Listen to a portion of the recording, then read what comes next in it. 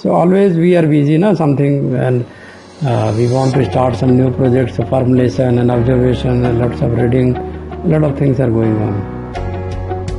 You cannot have a control over anything. You have to just work out and finish. That's the action. Make me host, and then I will start today. I have planned various things for you.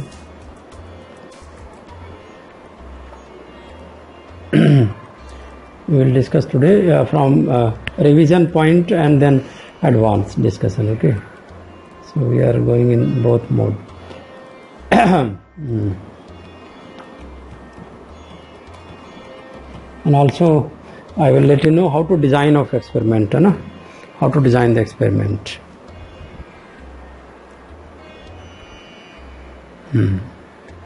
So all that we are going to discuss today.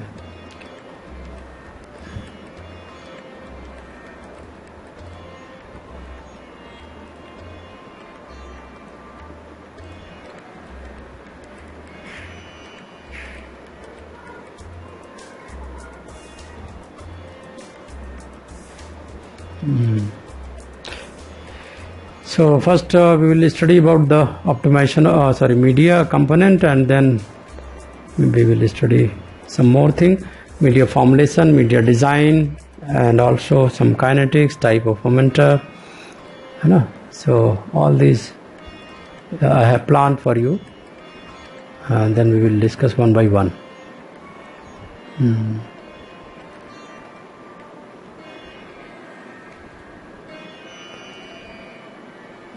Too many files are there, and also I will show you how I am writing a paper also, international journal के लिए मैं फिर paper भी लिख रहा हूँ, तो वो भी मैं दिखाऊंगा कि कैसे लिखते हैं. So lots of work is going on. Lots of work is going on.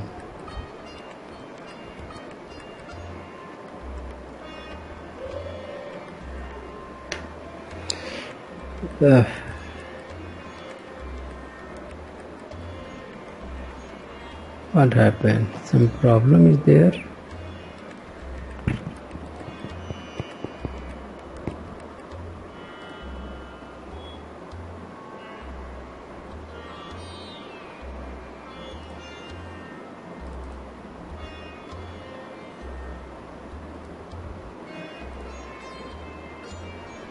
Oh, some problem is there.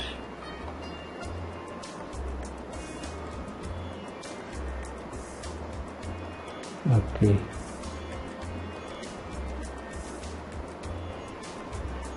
So, have you made me host?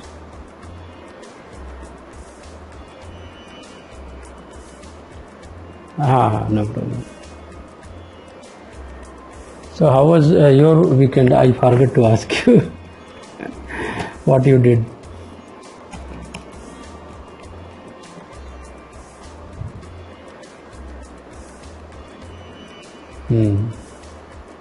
I got a message. So tell me, how was your weekend?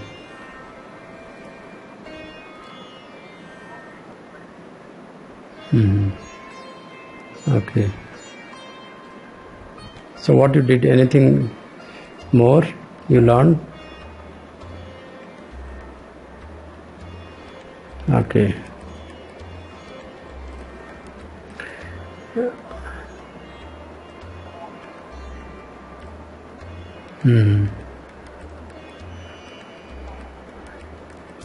Vast topic. Yes.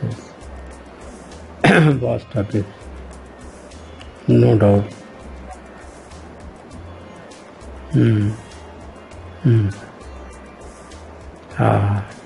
I just shared a PDF with you. That is the complete structured note about from beginning. So let us start from the beginning so that you can have connectivity over all the topics. And there should not be any breakage. So let me share you my applications.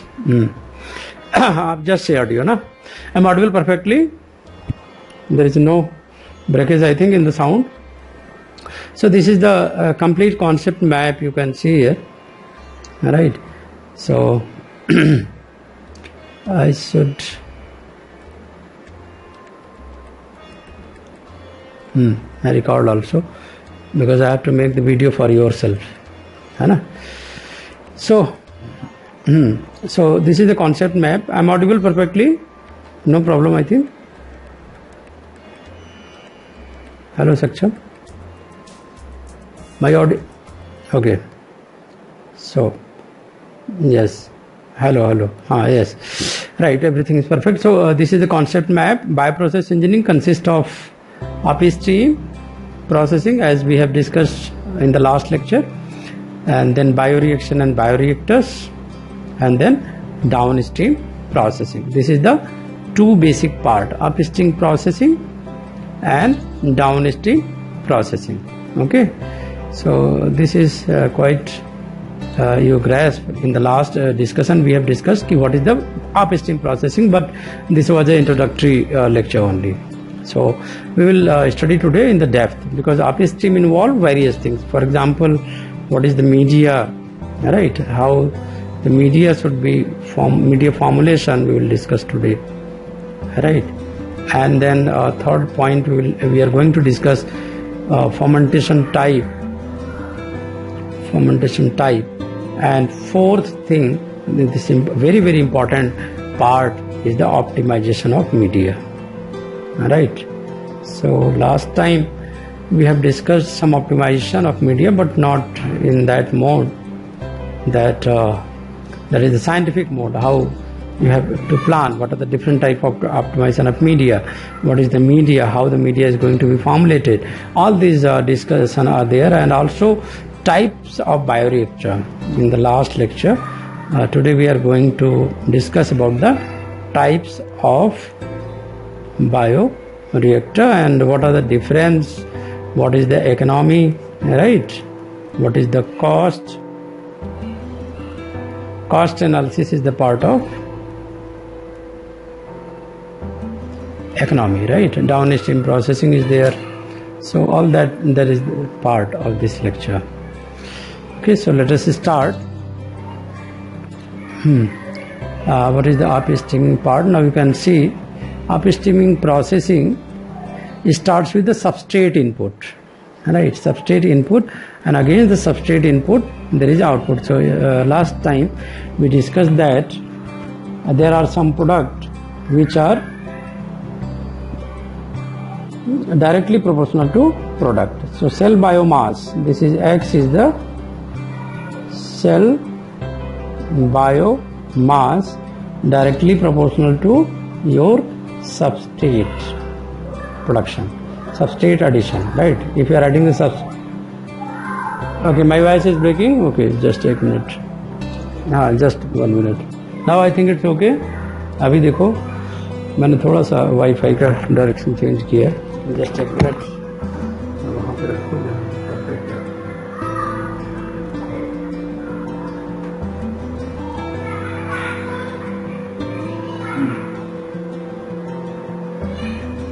अभी ठीक है.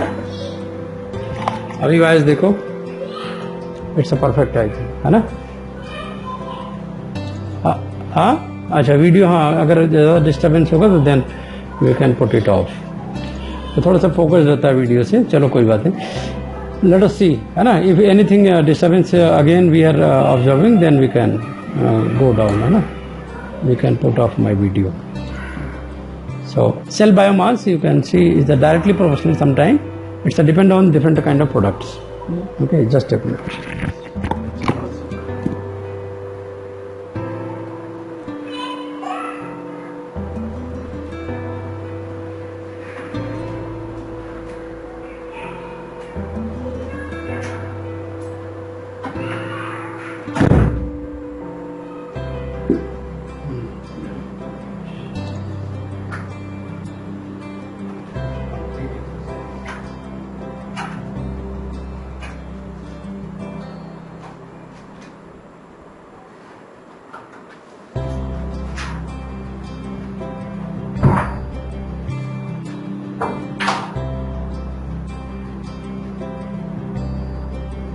Now I think it's okay, right?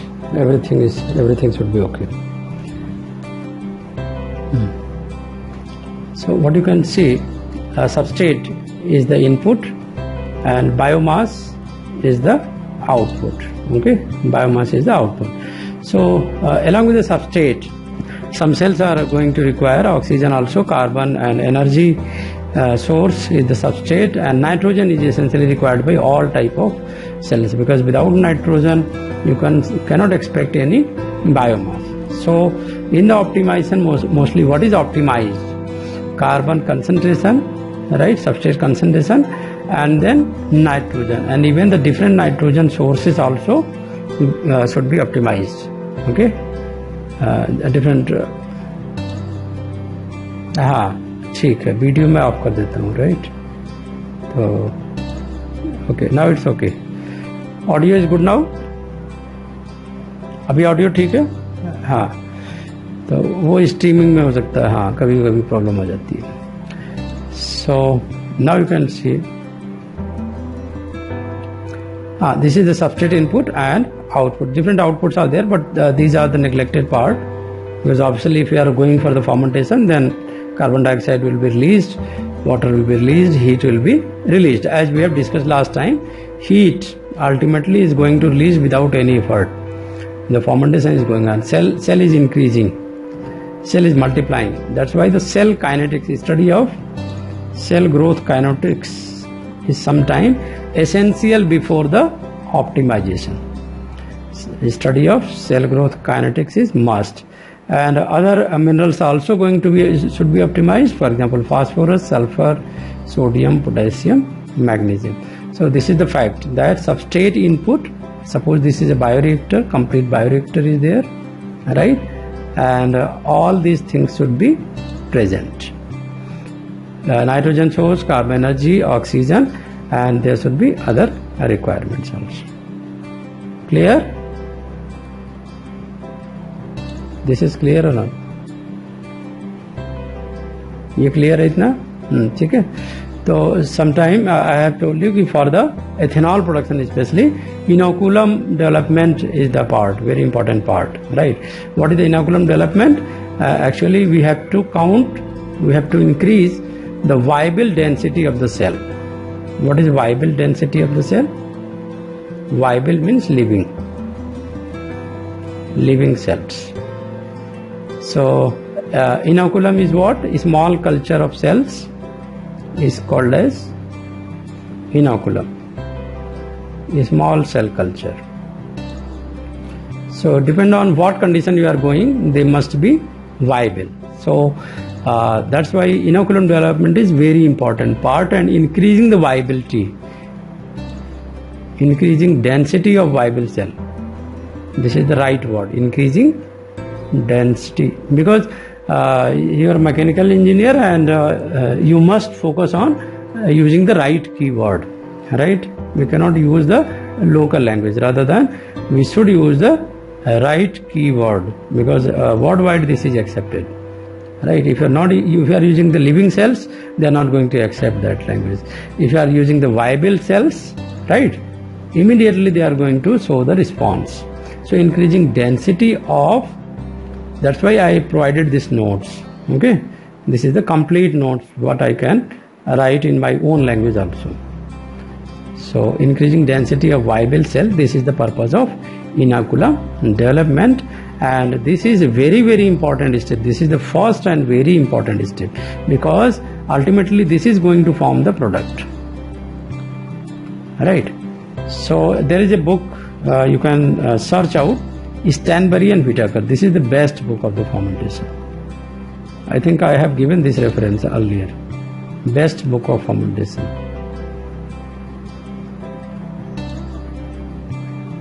हाँ स्टैनबरी Whittaker fermentation technology. ठीक है, देख लेना ये. This is one of the my favourite book.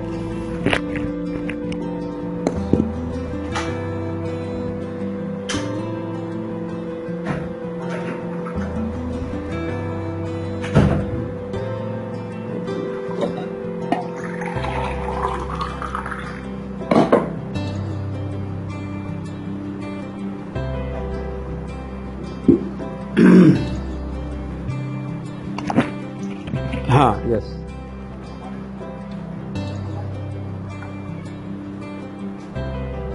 आ रहा हूँ उस पर, एमाइलेज पे आ रहा हूँ, राइट। तो एमाइलेज प्रोड्यूसिंग सेल डालेंगे। अगर आपका एमाइलेज है ना, तो we will add the bacillus. Bacillus is basically amylase producing sales.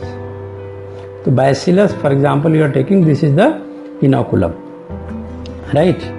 In this case, this is the inoculum. Now, increasing the density of viable cell is ultimate objective, and you have to maintain the stock stage.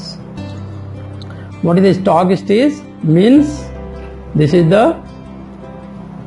is having the actual viable cell in your storage. That is called the stock. From this storage, then you can pick out just before the fermentation. Small stock, right? Small stock you are going to select. Stock is also a technical word. Stock is dormant stock stage or stock stage, okay? And then you have to take out a small portion of this stock, and then they can be productive, okay? So what is the ultimate requirement of this maintaining stock stage? This is the right word, maintaining stock stage, because you should have always, your stock should be ready, your viable should be ready, viable cells should be ready, and they should be active. Not only active, they should be in the healthy state, right? And there should, why we are talking about active and healthy state? Because in this stage there will be no lag phase. So immediately if you are adding to the fermenter, they are going to show the response, right? As soon as, because the large 10,000 liter fermenter is there, and your stock was 1 liter, I think, 100 ml.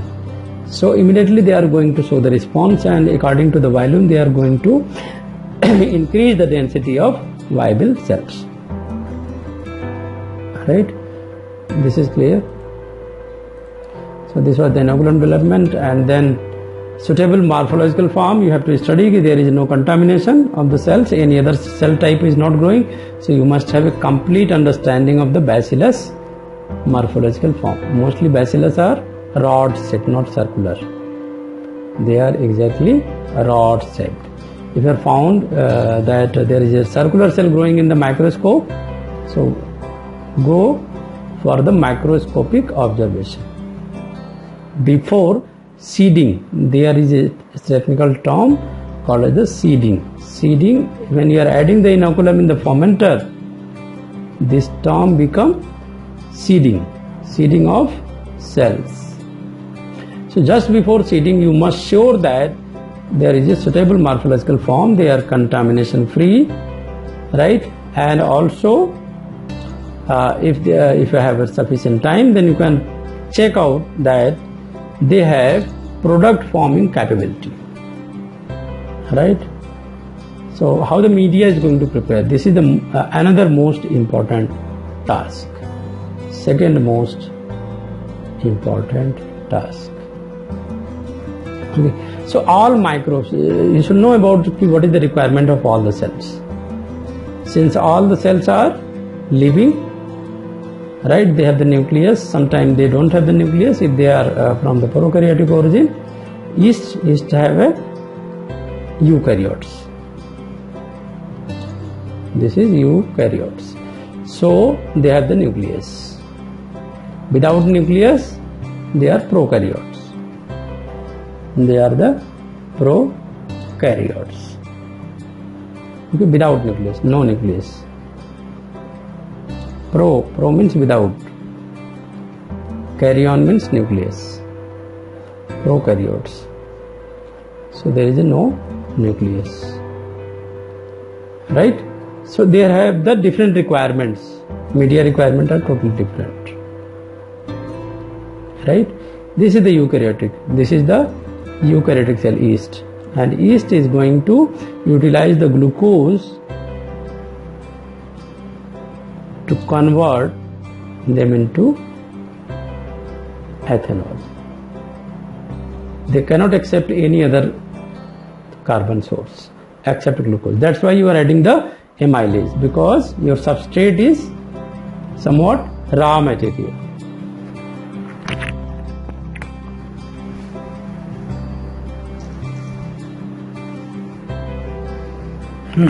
This is a raw material. Okay, cornstarch, powder of the cornstarch. You are taking cornstarch. So if you will ask me, is this the substrate? Yes, this is the substrate, but not for the yeast. For yeast, this is not the substrate. So if you are adding the yeast in the cornstarch, what will happen? Nothing will happen. No product is going to form. Right? Nothing will happen. Why? Because ultimate requirement of the yeast is glucose. This is the actual substrate. Right? So how you are going to provide the glucose? That is the basic question. Because if you are adding the glucose, this is very costly. This is very costly.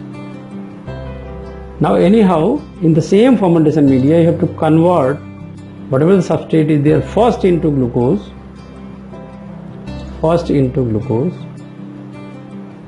मैं PPT ले लेता हूँ, यहाँ समझाना होगा उसके लिए. Just a minute.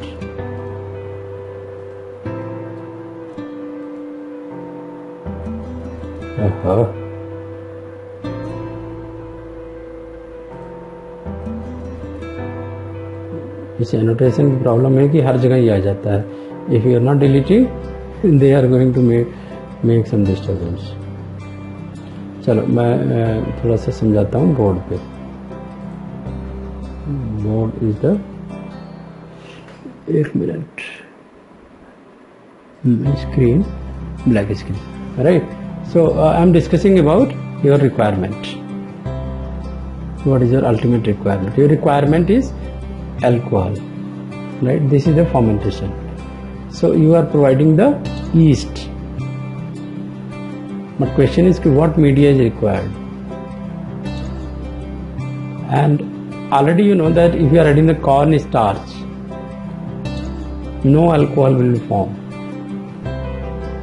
Then what you will do? So very simple. You have to know what is the composition of corn starch. Corn starch is basically starch what is there, right? So this is the unsoluble glucose. You have to convert them into the soluble glucose by adding the amylase. But if you are adding the amylase again, amylase is a pure enzyme, right? If you are adding this again, this is very costly.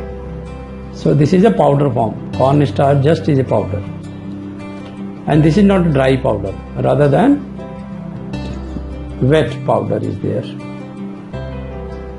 Okay, wet powder is there. तो आपने देखा भी था videos में, dry milling और wait milling का concept था, right?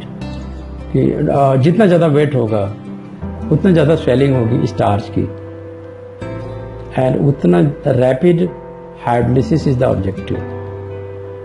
Rapid hydrolysis is the actual objective.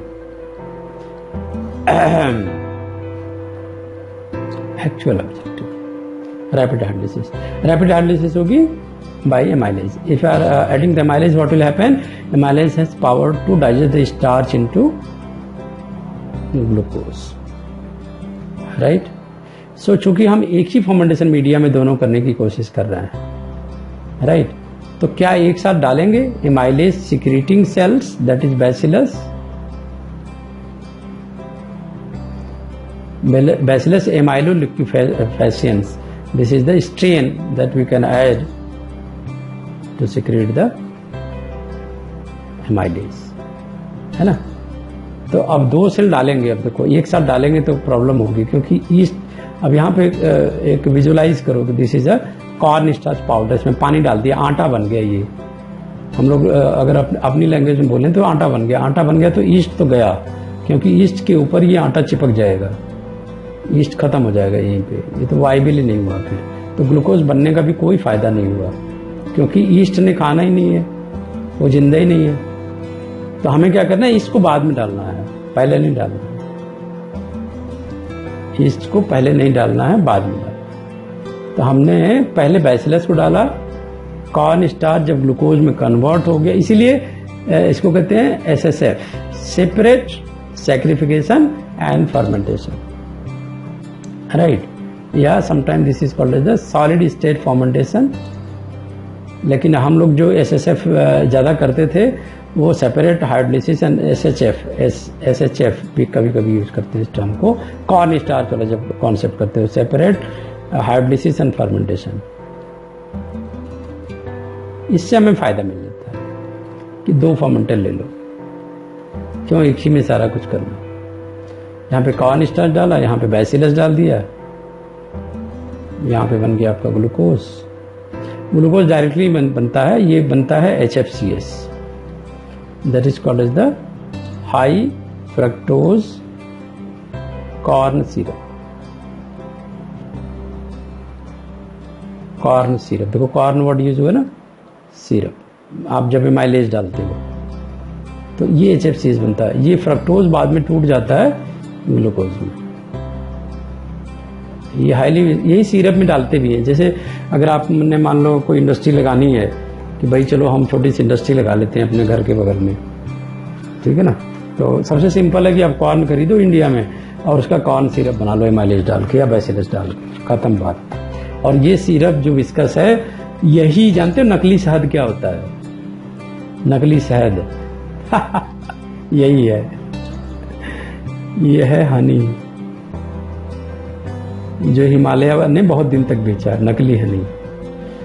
फिर बाबा रामदेव आए तो उनके लॉट में भी कुछ आया प्रोडक्ट, तो बाद में पकड़ा गया तो वो हटा दिया उन्होंने, क्योंकि इतनी हनी भी बनाएगी नहीं ना, सेम टेस्ट होता है। लेकिन ये डायबिटीज के लोगों के लिए बहुत ही नुकसानदायक है नकली हनी। आजकल देखोगे 45 प्लस जो हो जाते हैं वो हनी अपने साथ रखते हैं, चाय में डायबिटिक पर्सन है हनी डालते हैं, मीठा कहीं भी यूज करना है हनी डालते हैं, तो अगर वो नकली हो गया तो जानलेवा हो जाता है। तो दिस इज एक्चुअल। और जितने भी खांसी वाली सिरप होती है वो सब में पड़ा होता है HFCS में थोड़ी एंटीबायोटिक डाल देते हैं, ये हो जाता है कफ सिरप, बस और कुछ नहीं है, ठीक है ना। तो एक तो प्रोडक्ट ये बना सकते हो विदाउट मेकिंग द अल्कोहल, क्योंकि हमने बताया अभी अल्कोहल की पॉलिसी डिक्लेयर हुई है, अभी कुछ दिन पहले ही डिक्लेयर हुई है, ठीक है ना। अब वो क्या कर रहे हैं, अभी गन्ना किसानों के लिए अभी देखा होगा कुछ दिन पहले ही मोदी ने, 2-3 दिन पहले ही की बात है, वो 5 रुपये उन्होंने बढ़ाया ना गन्ना का समर्थन मूल्य, 235 कर दिया। पंजाब में तो 150 रुपये भी नहीं है, 135 है। मैं वही देख के हैरान था कि कई बार ये बात होती है कि भाई एक देश एक कानून हो, वो ज़्यादा अच्छा है। पंजाब में 135 मिल रहा है तो वो आप जाके उत्तर प्रदेश में बेचेंगे तो फिर पंजाबी कहेंगे कि यहाँ पे वहाँ नहीं बेचने देना है क्योंकि वो ऐसे है वैसे है, तो ये पॉलिटिक्स स्टार्ट होती है। तो एक देश एक कानून रहे तो होता नहीं। अभी इन्होंने क्या गाइडलाइन जारी करी है सारे मतलब मिल्स को। आपने मिल्स देखा था वो जो हमने बात करी थी, कौन सी शुगर मिल थी, फिर हाँ हापुड़ में जो था, तो नाम ही भूल गया, फिर से नाम भूल गया बड़ी मुश्किल से उस दिन याद आया था। चलो तो एनीवे इंटरेस्टिंग है सारी चीज़ें, कि मैं भी सोच रहा हूँ कि अगर आप मेरे घर के बगल में होते तो मैं ये इंडस्ट्री लगा चुका होता, कप सिरप वाली, बहुत इजीली सेलेबल है। अब कम से कम 150 इंडस्ट्री है फार्मा की हिमाचल में, and all they are not producing any HFCS, all they are procuring from private source. तो अभी जो किसान का विरोध बहुत ज़्यादा हो रहा है ना, किसान का बिल का, उसका कारण यही है। पहले जो बिल नहीं था तो चलो रैंडम होता था कि भाई चीज़ें तो होती ही थी। अभी क्या है कि जैसे if you are making a large company, जैसे अडानी की लार्ज कंपनी है, अब वो क्या करेगा, अब आपकी छोटी सी इंडस्ट्री है, आपने छोटे किसानों से चलो बाई कर लिया corn and then you are making the syrup, अब वो आपकी बंद हो जाएगी इंडस्ट्री छोटी इंडस्ट्री सारी बंद हो जानी है, because all the giants industry will take lead and they will capture the area before the crops is coming. So that is the biggest disadvantage of this bill, जो मुझे लगा, what I have studied, and recently I was looking Himachal case. Himachal के case में कल देख रहा था, हिमाचल में अडानी की कंपनी ने पहले मैं भी सोचता था कि सेब का ना फर्मेंटेशन किया जाए, सेब का बड़ा अच्छा है हेल्थ के लिए। तो हम लोग तो फर्मेंटेशन टेक्नोलॉजी वाले हैं तो उसी टर्म में सोचते हैं। तो इन्होंने क्या किया, अडानी ने सेम चीज़ किया फर्मेंटेशन की स्टॉकिंग करने के लिए कि भाई फर्मेंटेशन करेंगे, स्टॉकिंग करेंगे, जितना भी सेब होगा हिमाचल का खरीद लेंगे। ठीक है, तो उन्होंने क्या किया, जितने फार्मर से उनसे कहा कि भाई आप 50 रुपये मार्केट में तो 25 में हम खरीद लेंगे। ठीक, पिछले साल का ये था। अभी इन्होंने क्या किया कि कलर ग्रेडिंग के आधार पर रेट लगा दिया। जब बिल्कुल गुलाबी होगा तो उसका रेट अच्छा देंगे 25, otherwise they are going to reduce the cost. जितना भी फेड कलर होगा उसके बाद 10 रुपीज वो काटते हैं। तो मिलके मतलब 5-7 रुपये ही बना एवरेज आपका जो भी फार्मर्स है एप्पल का कॉस्ट। और अभी मार्केट में आप निकल जाओ, यूपी में एप्पल का जो कॉस्ट है वो है 250 रुपये है ना, इस समय 250 रुपये किलो, 7 रुपये में खरीदा इन्होंने। तो अगर खाली ऐसे एप्पल बेच दें तब भी इनको 200 रुपये का एकदम रेट टू रेट प्रॉफिट है पर केजी, इतना ज़्यादा मार्जिन, और किसान खत्म।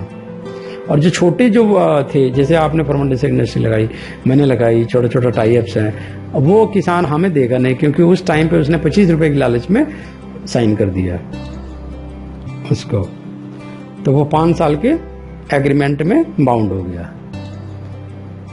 अब अगर वो तोड़ना चाहता है तो कोई कोर्ट नहीं है स्पेशलाइज्ड। ठीक है, तो that's also biggest challenge in this farmers पे, जो कि मुझे खुद बहुत दिन बाद के समझ में आया ये पॉइंट, है ना।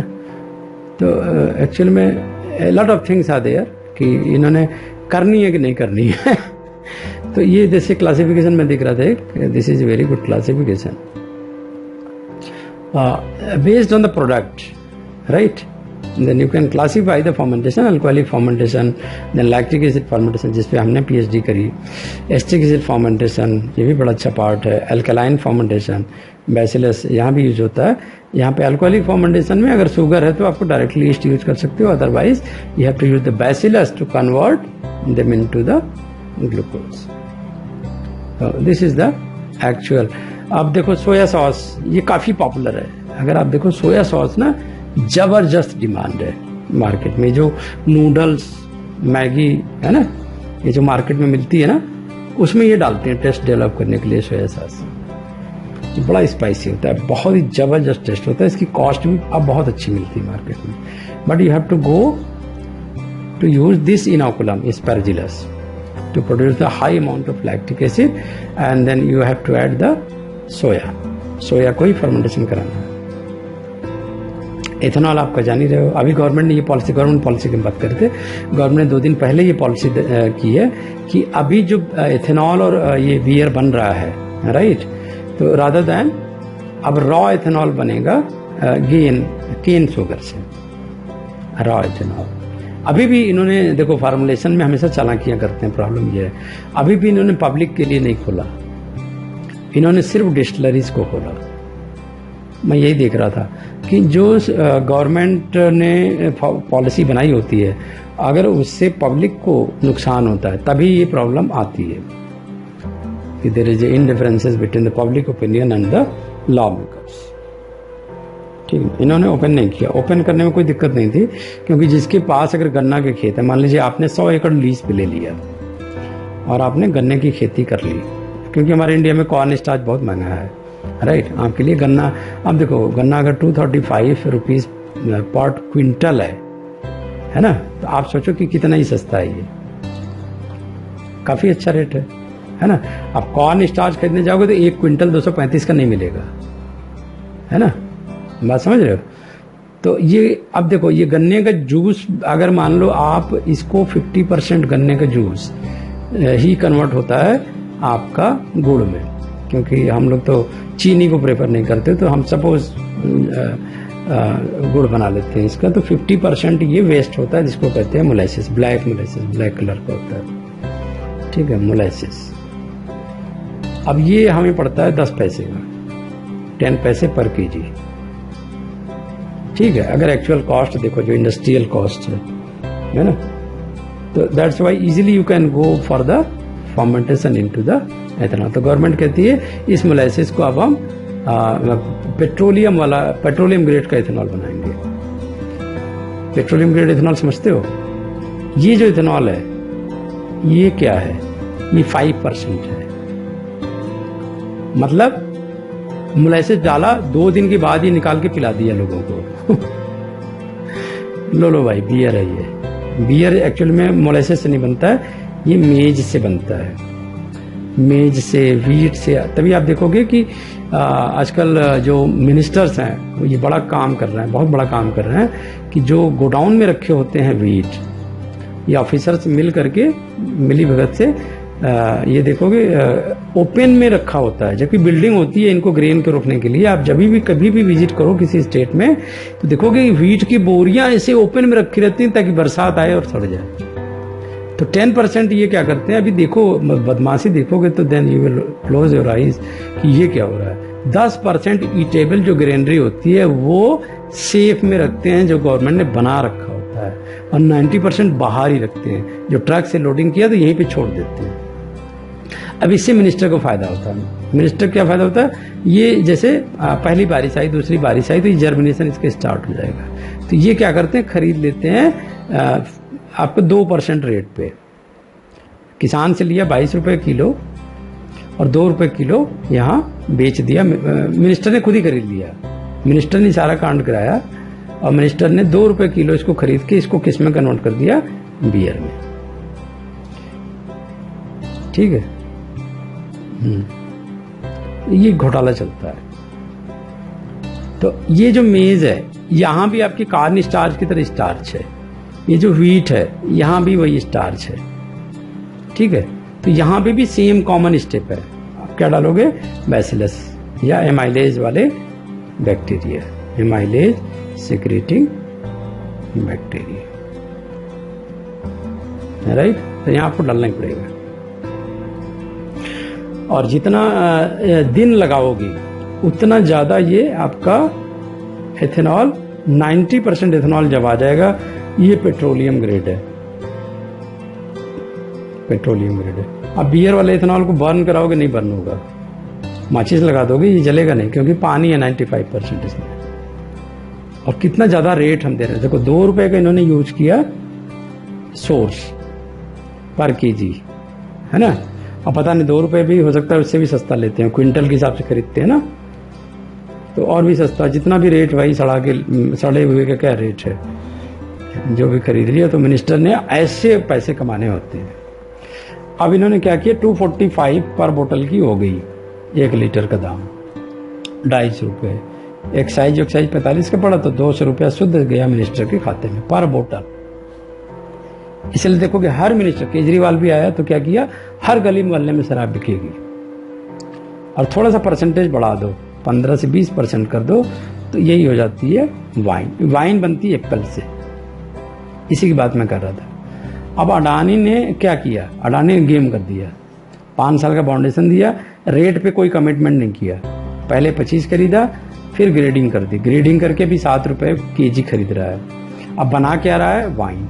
वाइन का रेट 250 नहीं है, ये 800-900 रुपए की है पर बॉटल। ठीक है, तो 2 दिन और रखा तो यही बियर कन्वर्ट हो गई वाइन में,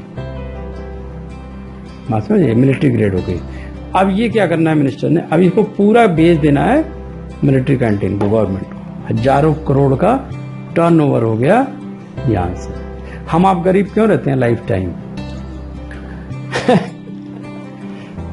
क्योंकि हमारे हाथ में पॉलिसीज नहीं है, हम पॉलिसी से बंधे हैं। ये क्या मिनिस्टर करते हैं, सारी पॉलिसी खुद ही बनाते हैं, सारा तोड़ देते हैं, एंड सारा उनके कब्जे में होता है। तो कोई रेगुलेशन तो है नहीं, कुछ भी कन्वर्ट किया और ले लिया, right. That is the nexus between the politician and industrialist.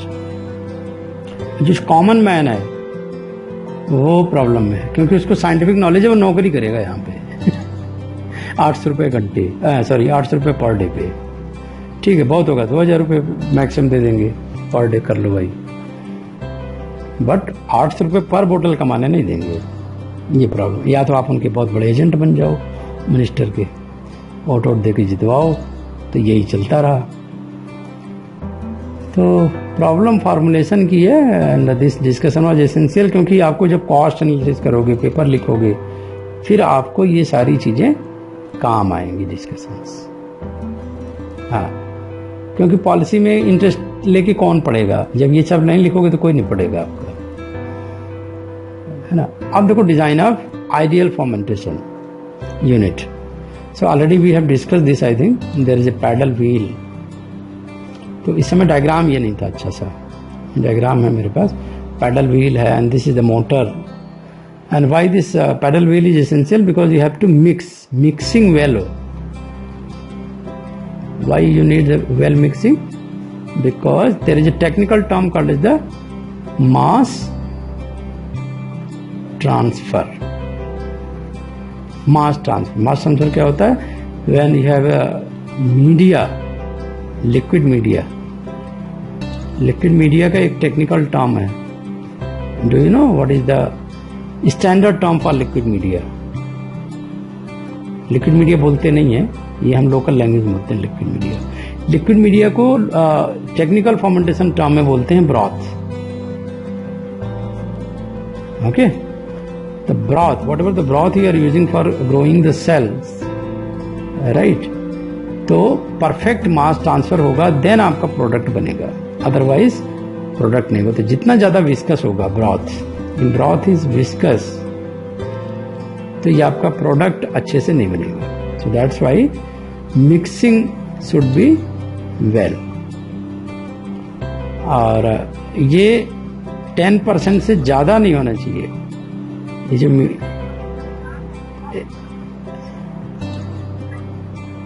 जो मीडिया है ना, 10% से ज्यादा नहीं होना चाहिए कंसंट्रेशन।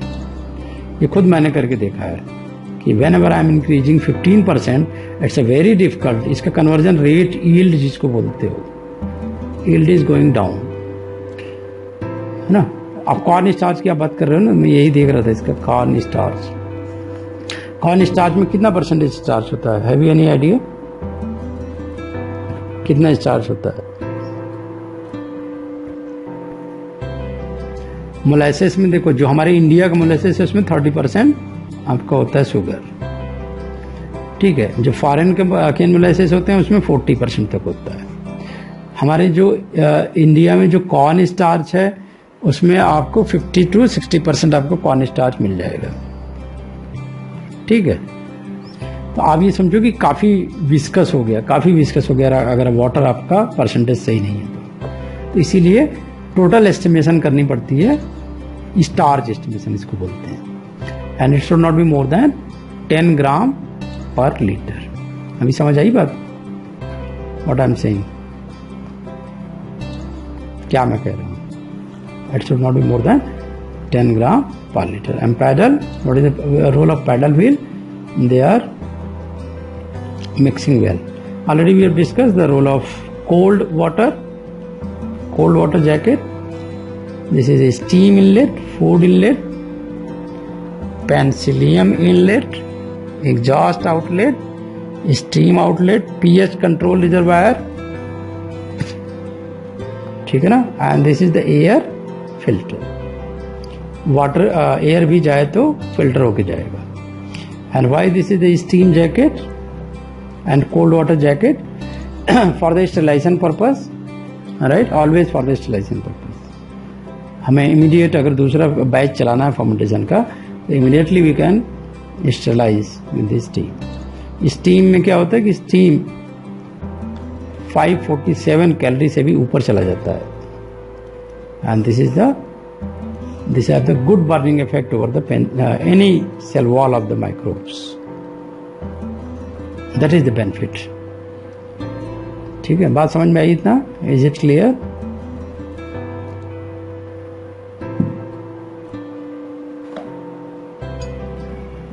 Is it clear?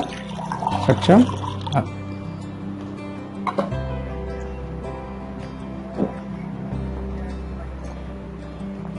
हाँ, जब स्टीम बनता है ना वाटर 110 डिग्री सेंटीग्रेड बॉयल करके, तो this is going to give the steam under pressure. तो स्टीम की जो बर्निंग कैपेसिटी होती है वो इतनी एनर्जी निकलती है 547 किलो कैलोरी, ठीक है ना। और ये तो किसी को भी जला के राख कर दे, तो इसलिए स्टीम यूज करते हैं फॉर द स्टेरिलाइजेशन, है ना। इस स्टीम में जो भी आएगा, मतलब अब पानी सीधे डालने का कोई मतलब ही नहीं, स्टीम इज सफिशिएंट। क्योंकि अगर मान लो इस पैडल व्हील पे कोई माइक्रोब्स ऐसा है जो कंटामिनेशन है और स्टिक किया हुआ है, आपको तो दिखेगा भी नहीं वो, है ना। And now second batch will be totally destroyed, सारा डिस्ट्रॉय हो जाएगा। तो जब पूरा डिस्ट्रॉय हो जाएगा फिर कोई फायदा नहीं हो। तो sterilization in before running the batch is essential. तो जो भी फर्मेंटर होगा उसमें जरूर ये सुविधाएं होती हैं कि देयर इज ए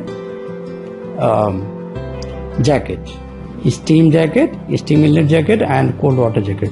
नहीं है तो ये लगवाना चाहिए, क्योंकि इसके बिना तो आपका सेकंड बैच चलेगा ही नहीं, फर्स्ट बैच ही खराब हो जाएगा। फर्स्ट बैच चल भी गया, सेकंड बैच नहीं चलेगा, सेकंड बैच चलेगा, थर्ड बैच तो बिल्कुल आना ही नहीं है, क्योंकि वो कंटामिनेशन होता ही है। जैसे एयर फिल्टर करके डाल रहे हैं तो ये हमेशा पॉसिबल नहीं है। जैसे आपने खोल दिया, ओपन कर दिया लेड को, तो सारा कंटामिनेटेड एयर जाएगा, ढक्कन तो हटाना ही पड़ेगा। हार्वेस्टिंग लाइन देखो जस्ट ऐसे नीचे रखा है, इसीलिए कि यहाँ से नल खोलेंगे और सीधा जो भी प्रोडक्ट यहाँ जमा हुआ है जैसे यहाँ पे, तो वो हम निकाल लेंगे। तो HFCS में वही कर रहे हैं ना, HFCS में हाई फ्रक्टोज कॉर्न सिरप। जो जैसे एमाइलेज डाला, एमाइलेज भी कई तरह का होता है, एमाइलेज भी कई तरह का है, अल्फा एमाइलेज, बीटा एमाइलेज। तो अल्फा एमाइलेज डाल के HFCS बनाएंगे एंड देन ये भर जाएगा तो इसको अलग कर लेंगे, ठीक है।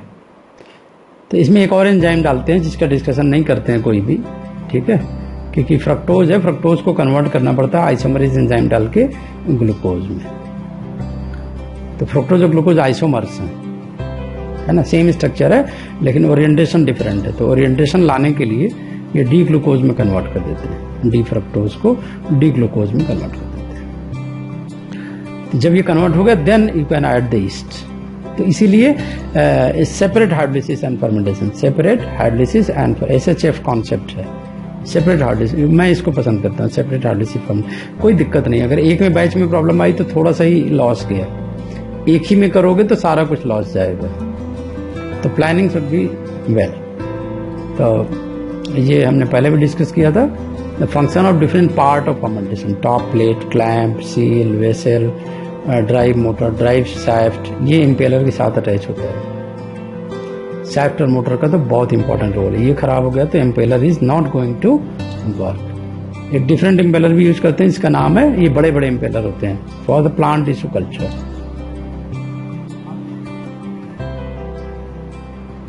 कौन सा आईडी? अच्छा, drsm@gmail.com।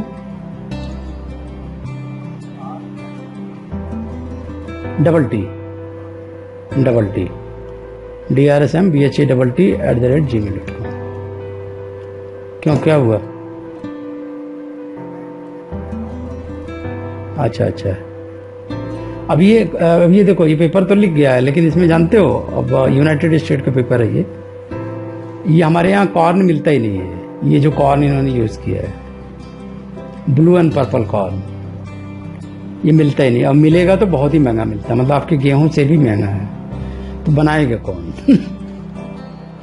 अब एंथोसाइनिन, अब देखो, अब यही है ना कि अगर हम प्रैक्टिकल एस्पेक्ट में नहीं सोचेंगे तो हमारी सेलेबिलिटी नहीं होगी प्रोडक्ट की। अब ये कर रहे हैं anthocyanin extraction and ethanol production. हमें मालूम है जिसने ये प्रोड्यूस किया था हाइब्रिड वैरायटी कॉर्न की, ब्लू एंड पर्पल वाली, राइट, वो एक मैडम है CSIR लेबोरेटरी में, एंड आई नो हर। तो उन्होंने ये प्रोड्यूस किया था बाय मिक्सिंग, है ना, डिफरेंट स्पीसीज की जीन को मिला के उन्होंने बनाया था। ये नेचुरल नहीं होता है, ठीक है, नेचुरल कॉर्न नहीं होता है। नेचुरल कॉर्न हमारे यहाँ आपने देखा होगा येलो कलर का होता है है ना, एंथोसाइनिन डालना पड़ता है। तो अब ये देखो, इन लोगों ने हाँ USA के हिसाब से काम किया। अब एंथोसाइनिन वहां से निकाल रहे हैं। हमारे इंडियंस को अगर बोलोगे कि यार ये इसमें ब्लू पर्पल कॉर्न है तो पूछेंगे क्या है, तो आप बताओगे कि सर इसमें एंथोसाइनिन का जीन डाला हुआ है, इसमें बहुत सारी प्रोटीन है। वो कहेंगे ठीक है, पाउडर बना के हम खा जाएंगे। Why to go for separate anthocyanin, है ना। तो अब ये तो मतलब एक्सट्रीम ही रिसर्च होगी, हम लोग ऐसे रिसर्च को प्रमोट ही नहीं करते, ना तो हमारे यहाँ फिजिबल है, वो कॉस्ट इफेक्टिव नहीं पड़ेगा। हमारे यहाँ की 10,000 जो एवरेज सैलरी कैलकुलेट की गई थी पूरे इंडिया की, कि सबकी सैलरी अगर मिला के एवरेज कर दें तो एवरेज सैलरी पर हेड है 10,000 ओनली, हर स्टेट की एवरेज जो सैलरी आ रही कॉमन मैन की वो 10,000 पर मंथ की आ रही है। अब 10,000 में कहाँ, पहले तो यही खरीदना मुश्किल है, 500 रुपये किलो वाला ये पर्पल कॉर्न, और ख़रीद लें तो फिर एंथोसाइनिन टेबलेट जाए तो ये टेबलेट मिलेगी 50 रुपये की एक। वो कहाँ संभव है, संभव नहीं है। ऐसी रिसर्च को मैंने प्रमोट नहीं, किसके लिए, एक्सट्रैक्शन के लिए।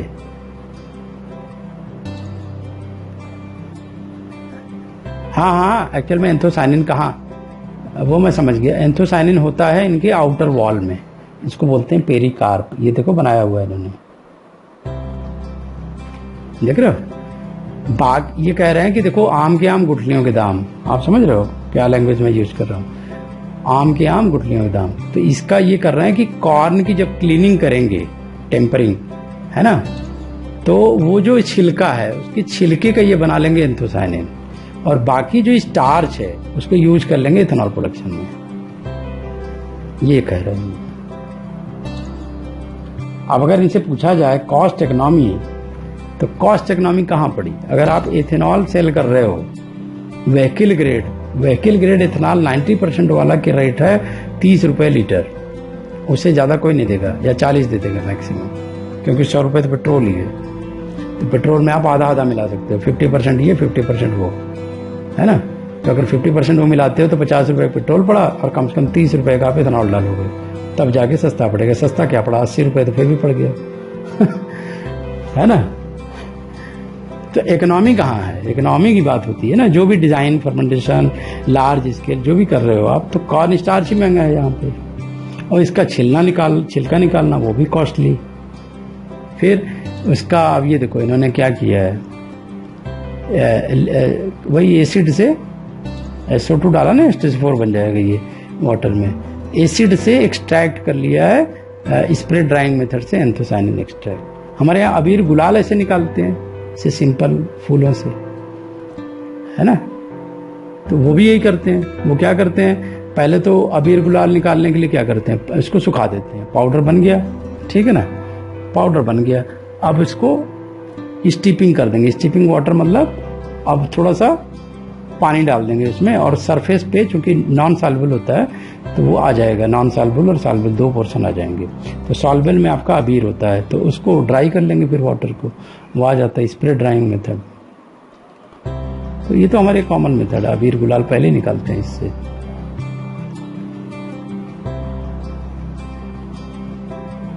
ठीक है ना। अब ये देखो इन्होंने कंपेयर किया, अब आप खुद ही देख लो, इंडियन ग्रेड इथेनॉल ये है येलो वाला, ठीक है। ब्लू वाला कॉर्न देखो सबसे नीचे है, स्टार्च ही कम है उसमें, क्यों ले हम इसको। आप ग्राफ में देखो ना, इन्होंने खुद ही कह दिया सारी कहानी। 3 variety of corn starch, yellow, blue, purple.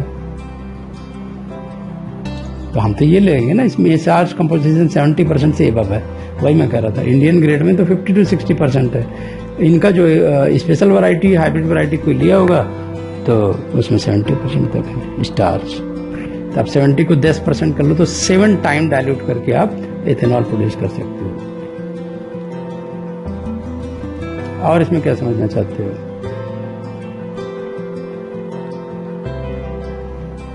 बाकी इसमें कुछ है ही नहीं, बाकी चीजें आपको समझ आ जाएगी। मेन तो बता ही दिया आपको, है ना, मेन फंडा इनका बता दिया। बाकी तो हम डिस्कस करने वाले हैं, जैसे प्रोसेस सिमुलेशन भी करेंगे, इकोनॉमिक एनालिसिस। इकोनॉमिक एनालिसिस में क्या, हर चीज का प्राइस ही तो जोड़ोगे, और क्या है ना। प्रोडक्ट जो आ रहा है उसको सेल करके फिर वो भी ऐड करोगे, है ना, कि भाई मिल रहा है कि नहीं, तो हम इतना मेहनत क्यों करें, पहले ही सस्ता कॉर्न स्टार्च ले लो। ठीक है ना। अब ये देखो इन्होंने लिया है yellow dent corn ethanol 42, blue corn का 36, पर्पल कॉर्न का 35। तो फायदा क्या है, 42 वाला नहीं लेगा आदमी। अब ये कह रहे हैं कि हम एंथोसाइनिन निकालेंगे तो वो देखो 26 इधर आ रहा है, 878 पर्पल कॉर्न में आ रहा है। तो आपकी इकोनॉमी यहाँ बैलेंस कर रहे हो जबरदस्ती वाला, क्योंकि आपने वो कॉस्ट मेंशन नहीं की कि येलो कॉर्न के कंपेयर में इसकी कॉस्ट कितनी पड़ी। ये भी 800 टाइम पड़ी है, 80 टाइम कम से कम पड़ी होगी पर्पल कॉर्न की rate as compare to yellow dent corn की। ठीक है ना। और कॉर्न ऑयल भी आप देखो तो कंपेरेटिवली बहुत बढ़िया कॉर्न ऑयल आपको मिल ही रहा है ना। तो कॉर्न से तो बहुत फायदा है।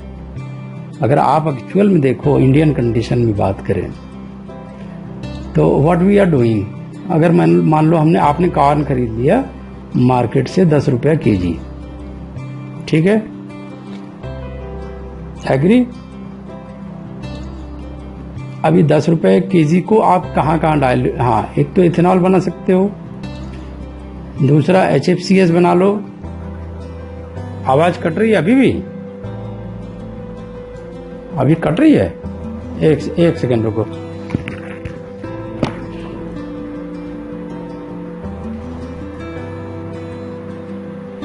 लेट मी चेक कि वो इंटरनेट कौन सी, आवाज तो नहीं कटनी चाहिए थी यार, इफ इंटरनेट इज गुड। नहीं आवाज तो ठीक होनी चाहिए। अभी देखो चेक करो, अभी ठीक है। हाँ समटाइम वेदर वगैरह थोड़ा सा खराब है तो कभी हो जाता है। तो मैं क्या डिस्कस कर रहा हूँ कि अगर इंडियन कंडीशन में आप देखो, आपको वो कह रहा है इथेनॉल बना लिया, हाई क्वालिटी HFCS बना लिया, बहुत इंटेलिजेंट हो तो नकली शहद बना के बेच दो, ठीक है, और इथेनॉल आप पेट्रोलियम ग्रेड बना के बेच दो, क्योंकि बियर तो बनाने की परमिशन नहीं है। फिर ये कह रहे हैं कॉर्न ऑयल की बात कर रहे हैं, कॉर्न ऑयल और DDGS इस दोनों सेलेबल है, कैटल फीड में चले गए, और ये हो गया कॉर्न ऑयल। तो आपका जो ओवरऑल कॉर्न का अब यहाँ पे रेट पड़ रहा है, मतलब प्रॉफिट, वो कम से कम 700 पर केजी के हिसाब से आपको मिल जा रहा है, 700 to 800 पर केजी। तो अच्छा है अगर आप इसमें सीखते हो तो फ्यूचर के लिए, है ना। स्पेशल वैरायटी अगर हाइब्रिड वैरायटी की थोड़ा सा यूज कर लिया, अच्छे फार्मर्स को प्रमोट कर दिया, थोड़ी फार्मिंग करवा दी उनसे इंडस्ट्रियल स्केल की, तो आपको इसी से बहुत अच्छा इनकम हो जाएगा, है ना। कम से कम इतना मिलियन, जैसे इनका मिलियन टन अभी 10 मिलियन टन करीब DDGS हो गया। कैटल फीड भी कितना अच्छा महंगा है, तो अभी एक और इंडस्ट्री लग गई कैटल फीड की साइड में, ठीक है ना। या बेच ही दिया आपने, उससे कॉर्न ऑयल वालों को बेच दिया आपने सीधे, HFCS फार्मा इंडस्ट्री को बेच दिया, इथेनॉल पीने वालों को बेच दिया। तो कॉर्न इंडस्ट्री ही खाने पीने वाली इंडस्ट्री है पूरा, कहीं कैटल खा रहा है, कहीं जानवर खा रहा है, कहीं आदमी बीमार है तो उसको पी रहा है, डायबिटीज वाला भी यूज कर रहा है ना। तो कॉर्न का तो बहुत बेनिफिशियल इंडस्ट्री है, इसीलिए मुझे लगता है कि फॉरेन में अभी तक रिसर्च चल रहा है कॉर्न के बारे में, है ना, क्योंकि इन्होंने उसके कारण है ना कि जल्दी से बन जाता है। 2 दिन में आपका ये 90% इथेनॉल 70% इथेनॉल बना लेते हैं कॉर्न स्टार्च से। मोलेसेस में जाओगे तो उससे भी बन जाता है, बट अगर आप जैसे सेलुलोज फर्मेंटेशन में जाओगे तो वो बहुत टाइम लेता है। सेलुलोज फर्मेंटेशन में बहुत टाइम लग जाता है। तो ये तो बढ़िया है कि एक अगर मान लें छोटा सेटअप भी लगा लें, 10 लीटर के फर्मेंटेशन की कॉस्ट है अराउंड 10 लाख इस समय, ठीक है, सारी फैसिलिटी के साथ बैच वाला। तो इसमें आप सेपरेट हार्ड फर्मेंटेशन नहीं कर सकते, या 2 बार में कर सकते हो। जैसे जैकेट है तो एक बार में अपना HFCS बना लिया, फिर उसको थोड़ा सा जो प्योर ग्रेड का है, जो नीचे जमा हो जाता है, जिसकी विस्कोसिटी बहुत अच्छी है, शाइनिंग होती है, येलो कलर की है ना, येलो वायलेट येलो कलर की, मतलब ये कह लो, हाँ डार्क येलो कलर की है, वो बड़ा अच्छा क्वालिटी का HFCS होता है। वो आपने निकाल के बेच दिया इधर, और बाकी जो थोड़ा लाइट येलो है इसको निकाल के इथेनॉल में डाल दिया। तो एक ही फर्मेंटेशन से आप काफ़ी रन करा सकते हो। 1-2 MSc पास बच्चों को रख लिया 10,000 पे, तो वो आपको एटलीस्ट कॉर्न स्टार्च अगर 10,000 रुपये का डाल दिया तो आपको 10 लाख रुपए कम से कम 5 लाख रुपए दे देंगे पर मंथ का। तो उसमें आपका जो लोन वगैरह है वो भी निकल जाएगा और आप इंडस्ट्री अच्छे से रन करा लोगे विदाउट एनी प्रॉब्लम। इसमें ज़्यादा बिजली खर्च होती नहीं फर्मेंटेशन यूनिट रन कराने में। ये 2 फेज से चल जाती है, 4 फेज चाहिए भी नहीं होता है। ठीक है ना। ये काफ़ी कॉर्न स्टार्च का बेनिफिट मैं बता रहा था, बहुत ही अच्छा बेनिफिट है। क्योंकि हमारे यहाँ कॉर्न का क्या करते हैं, पॉपकॉर्न बना देते हैं। पॉपकॉर्न ही तो बना देते हैं, बेकार है वो।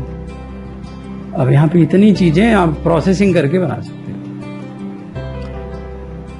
जो प्रोसेसिंग करोगे तो फिर अपने इंडियन कंडीशन के हिसाब से, चूंकि वार्म वेदर बहुत है ना, बहुत गर्मी पड़ती है, ड्राई बहुत चीजें होती है, वाटर का वेस्टेज भी कम करना है क्योंकि वाटर पॉलिसी है इंडस्ट्री अगर आप रन करा रहे हो, इंडस्ट्रियल की परमिशन ले रहे हो तो, है ना। तो वाटर का वेस्टेज भी कम करना। ड्राई अच्छा एडवाइस करके 2 दिन में माइलेज डाल के कन्वर्ट कर दिया HFCS में। HFCS को अपना ग्रेडिंग करके आप यूज कर लो, कैटल फीड आपका बन ही रहा है एक्स्ट्रा। बहुत बढ़िया ये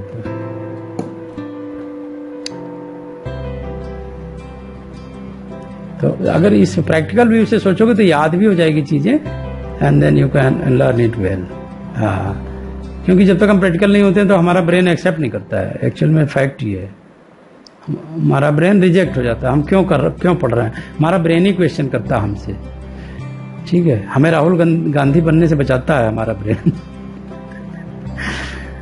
है ना, हमें राहुल गांधी बनने से बिल्कुल बचाता है। तो ये देखो सारे सेंसर ये ध्यान देना होता है, क्योंकि फर्मेंटेशन का आइडिया आपको होना चाहिए कि क्या क्या इसमें होना है। ये सारे पार्ट होने हैं। ठीक है, स्पार्जर होना है, ये जैसे प्रेशर कुकर होता है तो उसमें गैस निकालने के लिए एग्जॉस्ट होने के लिए जगह होनी चाहिए, इसको कहते हैं एग्जिट पॉइंट। हाँ, फिर इनोकुलेशन निडल, इनोकुलेशन पोर्ट होता है बहुत स्पेसिफिक, ये हमेशा बंद होता है और बहुत ही फाइन निडल आती है, बहुत महंगी आती है। 150 रुपीज़ की एक निडल होती है जो इनोकुलम निडल होती है। हाँ, इसको फिर आप इससे इंजेक्ट करते हो इनोकुलम, तो ये कभी स्टेरिलाइजेशन की बहुत ज़्यादा समस्या नहीं आती है, इन्फेक्शन की समस्या नहीं आती है। ये पोर्ट ऐसे होता है, बहुत टाइटली सील्ड होता है, रबड़ का गास्केट होता है और इसी में आप इंजेक्ट करते हो। और ये प्लैटिनम मेटल की बनी होती है, ये वाली निडल नहीं होती जो हम अभी इंजेक्शन वैक्सीनेशन करवा रहे हैं लेकिन हमारे इंडिया में जुगाड़ बहुत चलता है, तो हम लोगों ने कभी इसको नहीं यूज़ किया। ये डेमोन्स्ट्रेशन के लिए रखा था ग्लास चैम्बर में लाइब्रेरी के। ठीक है, हाँ भाई ये देख लो कैसा होता है 150 का। हमने वही 15 रुपए वाली बड़ी निडल लेके और हमने यूज कर लिया उसको। तो ये इनोकुलेशन डिन चाहिए, फीड पंप चाहिए, पेरिस्टाल्टिक पंप चाहिए, सिरिंज पंप आपको चाहिए ही। हम लोग हमेशा रखते थे सिरिंज पंप, सारा काम सिरिंज पंप से करना है। जैसे अगर आपको कोई क्वालिटी चेक करनी है HFCS की कि कितना % बन गया प्रोडक्ट, बिकॉज हमेशा एक बंदा चाहिए होता है ना, मतलब 24 घंटे में तो फिर आपको करना ही है सारी टेस्टिंग। तो टेस्टिंग लेबोरेटरी भी चाहिए साथ में, छोटा मोटा आपको केमिकल रखना पड़ेगा ताकि वो टेस्टिंग, स्टार्च की टेस्टिंग, स्टार्च की क्वालिटी की टेस्टिंग, स्टार्च के % की टेस्टिंग। मान लो आपने 24 आवर रन करा लिया है ना, और आपने प्रोडक्ट का चलो नहीं अवॉइड कर रहे हो कि प्रोडक्ट को अभी अब टेस्ट नहीं करेंगे, हमने स्टार्च ही खाली टेस्ट कर दिया सबस्ट्रेट को कि कितना % बच गया मीडियम में। तो आपने एनालिसिस की 50% तो वैसे ही था स्टार्च, अब अभी भी शो कर रहा है कि 25% बचा हुआ है ना। तो आपकी इकोनॉमी डिपेंड करेगी उसी पे ना, कि जब आप वो 0% शो करे फर्मेंटेशन मीडियम में ही, तो वो ज़्यादा अच्छा है। फिर ये सैंपल पाइप, 3-वे इनलेट, ये सारा होना चाहिए। pH electrode, oxygen sensor, heater pad, ये जरूरी नहीं है। रोटामीटर आपको चाहिए, एयर फ्लो मीटर को कंट्रोल करने के लिए, pressure valve, air pump, peristaltic pump, ये एंटी फोमिंग से बचाता है, ये इंपॉर्टेंट है। जब भी आप कोई चीज़ डालते हो या बहुत ज़्यादा पंप वगैरह चल रहा है तो फोम बन गया तो सारी सेल मर जाती है, फोम बस्ट करता है। फोम में क्या प्रॉब्लम होती है कि ऐसे बबल बनते हैं, छोटे छोटे बबल, बड़े बड़े फिर कन्वर्ट हो जाते हैं, फिर सारे बबल इकट्ठे हो जाते हैं। जैसे इसमें अफगानिस्तान में सारे इकट्ठे हो गए बदमाश, अब वो बस्ट कर जाता है। अब ये बस्ट की चोट इतनी तेज होती है कि ये सेल मर जाती है, सारी सेल। तो इसलिए आपको फर्मेंटेशन में ध्यान रखना है कि एयर स्पार्जर भी हो, एंटी फोम टेक्नोलॉजी भी हो, that is controlled by the peristaltic pump, जिससे आप डाल सको कुछ। है ना, फोमिंग रोकना है आपको। तो this is the beneficial part of this fermentation unit. Oxygen control well, temperature control should be well, pH control should be well, because all the product is depends on these things. Close pure culture, वो मैंने बताया कि कौन सी needle, special needle होती है जो कि inject करेंगे इनोकुलम को। Qualitative quantitative active substance, correct species and strain, बड़ी very important. Fully controlled continuous fermentation भी करा सकते हो। ये यूनिट अलग होती है, जो मैंने दिखाया उससे अलग होती है, ठीक है। fermentation continuous fermentation unit is totally different, low risk of contamination, optimal nutrients.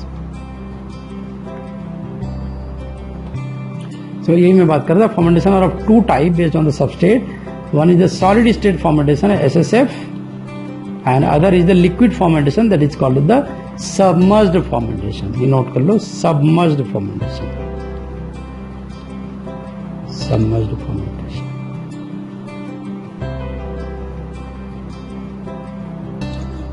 बहुत सारे बायोएक्टिव कंपाउंड बना सकते हैं, एक ही फर्मेंटेशन से काफ़ी बना सकते हैं। इथेनॉल बना लिया, चलो अब थोड़ा सा आपको तैयारी में टाइम लग रहा है कि भाई सबस्ट्रेट आ रहा है, ये आ रहा है, वो आ रहा है, तब तक आपने एंटीबायोटिक बना लिया। वो जो एंथोसाइनिन निकाला था, that is the extraction of pigments, वो भी फर्मेंटेशन यूनिट में कर सकते हो। एंटीऑक्सीडेंट्स निकाल सकते हो, एंटी ट्यूमर एजेंट बना सकते हो सेम फर्मेंटेशन यूज करके। बायोसर्फेक्टेंट, बायोएक्टिव पेप्टाइड्स, कुछ भी बना सकते हो, बट ये डिफरेंट डिजाइन है। जैसे अगर हम पूछोगे आपकी सॉलिड स्टेट फर्मेंटेशन कहाँ पे करेंगे, तो जो हमारा जो एग्रीकल्चर वेस्ट है, अब इसको लोग जला ही दे रहे हैं। आप देखो पराली को कितना जला देते हैं, कितना इजीली मिलता है। गवर्नमेंट कह रही है हम 100 रुपए टन देंगे, इंडस्ट्री कह रही है यार हमें दे दो, हम इस सेलुलोज को कन्वर्ट कर देंगे ग्लूकोज में। हम कॉर्न स्टार्च पे जा रहे। कॉर्न स्टार्च में प्रॉब्लम है। कॉर्न स्टार्च जो है, कितने गरीब कंट्री मर रहे हैं भूखों, उनको गेहूं तो दर्शन ही नहीं होते, तो कॉर्न खा के जिंदा है, जानवर वाले फीड खा के जिंदा है। अफ्रीका तो पूरा भुखमरी का शिकार है, मॉल न्यूट्रिशन शिकार है, बहुत बुरा हाल है। अभी अफगानिस्तान का भी देखो वही हाल हो गया है ना, कि भुखमरी के सारे शिकार हो रहे हैं। उनके पास ना पैसे है ना कुछ है। पैसा नहीं रहेगा तो आदमी क्या खाएगा, जो सबसे सस्ती चीज होगी वही खाएगा। एनिमल ग्रेड का फूड है ये। हमारे यहाँ तो एनिमल को ही फीड करते हैं। हमारे यहाँ तो बचपन में याद है हमें, कॉर्न स्टार्च, कॉर्न का ये पॉपकॉर्न, जिसको अंग्रेजी में नाम पॉपकॉर्न देते हैं, हमारे यहाँ भुट्टे का दाना हम लोग उठा के फेंक देते थे।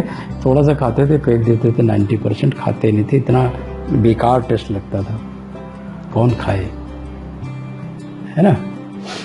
तो कॉर्न स्टार्च तो फूड का पार्ट है, तो वो कम यूटिलाइज करते हैं।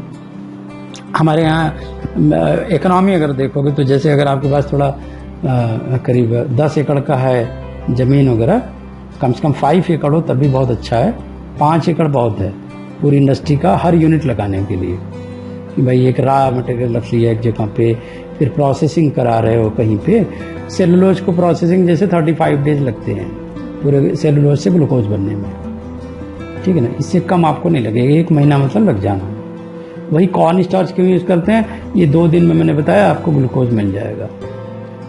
ये 72 आवर्स कह लो, 12 दूनी 24, 12 तीन 36, 12 चौके 48, 12 25 60, 12 चौके 72, 6 दिन में, 1 हफ्ते में आपको कंप्लीट हार्डलिसिस हो जाएगी ग्लूकोज। कॉर्न स्टार्च का ये बेनिफिट है। अब कहाँ 6 दिन है, कहाँ 35 डेज, 46 समझ लो ऑलमोस्ट, है ना। 6 टाइम का बड़ा है ना।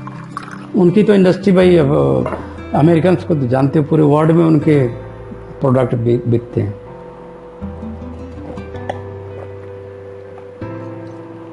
हमारी जो पॉलिसी ऐसी है कि हम घर में नहीं बेच पाते, लोकल मोहल्ले में नहीं बेच पाते अपना सामान। पॉलिसी बड़ी डिफेक्टिव है हमारे यहाँ। पॉलिसी मेकर्स अच्छा नहीं है, क्योंकि पढ़े लिखे नहीं है, सब जाहिल टाइप के सांसद बने हुए हैं। अब लालू यादव, फिर लालू यादव के लड़के बने हुए हैं, फिर नीतीश कुमार, ये सारे वही हाई स्कूल BA MA करने वाले हैं। अब इनके अंडर में IAS PCS काम करते हैं, तो कॉन्फ्लिक्ट होना है। पॉलिसी मेकर तो ये है ना, ये कहेंगे भाई ऐसे बना दो। अब IAS PCS बनाएगा भी तो उसको उठा के जेल में डाल देंगे, जैसे अमिताभ ठाकुर को उठा के डाल दिया कल, ठीक है ना। IAS PCS का रेस्पेक्ट नहीं है हमारे देश में, पढ़े लिखे का रेस्पेक्ट नहीं है। टीचर डंडे खा रहे हैं, लाठी चार्ज हो रहा है, ठीक है ना।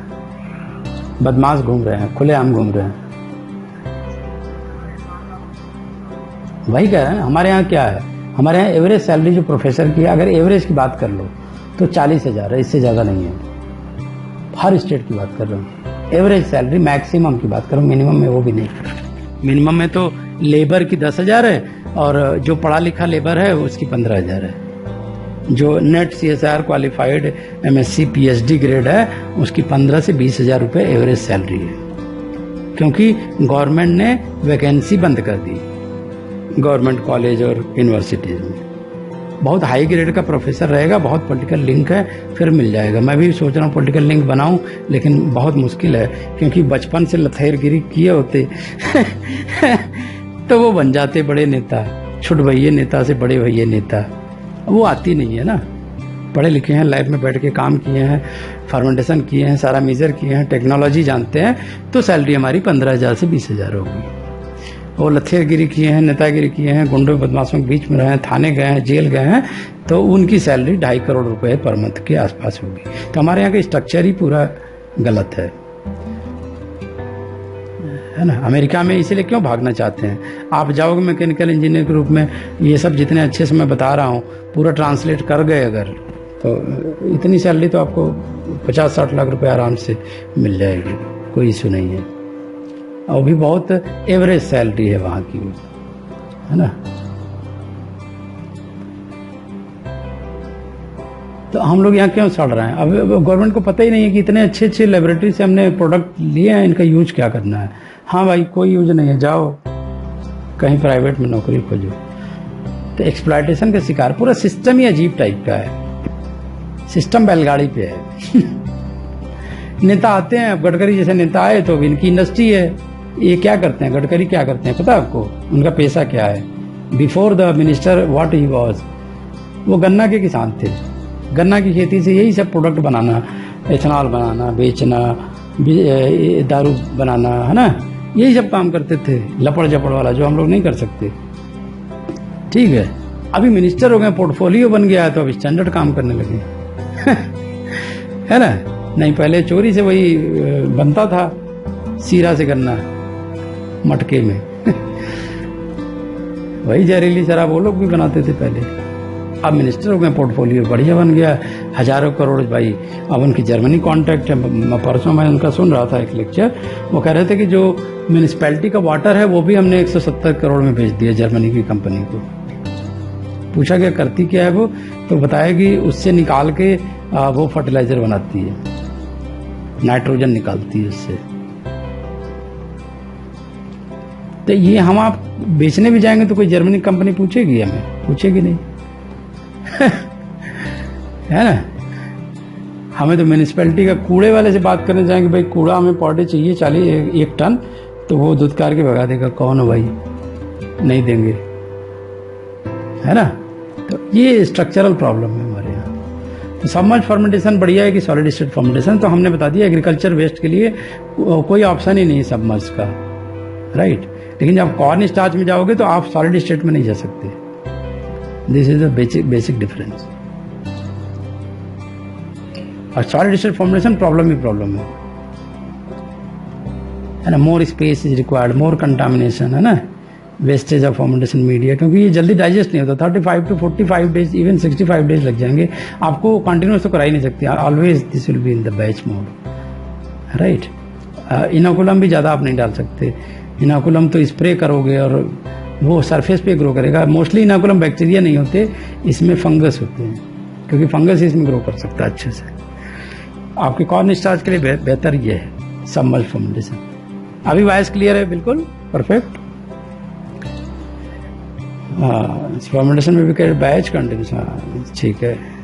तो 10% याद रखना, 10% रूल है, 10% मीडिया, 10% इनोकुलम, ठीक है।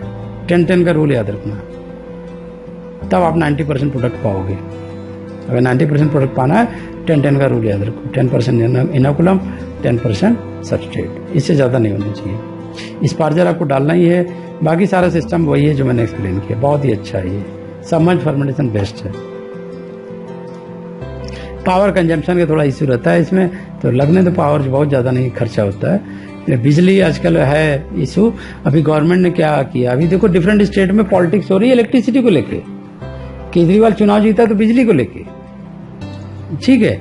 अब ये मिनिस्टर क्या करते हैं, जैसे पंजाब में क्या करते हैं, पंजाब में 60 पैसे की बिजली होती है, सारा सैलरी मिला के। जो पंजाब पावर कारपोरेशन का जो हेड है, ठीक है, वो मेरा फ्रेंड है, उससे मुलाकात हुई तो बताया सर 60 पैसे पड़ती है। आज की डेट में बता रहा हूँ, आज की डेट में केजरीवाल को ये बेचते हैं 1.5 रुपए में।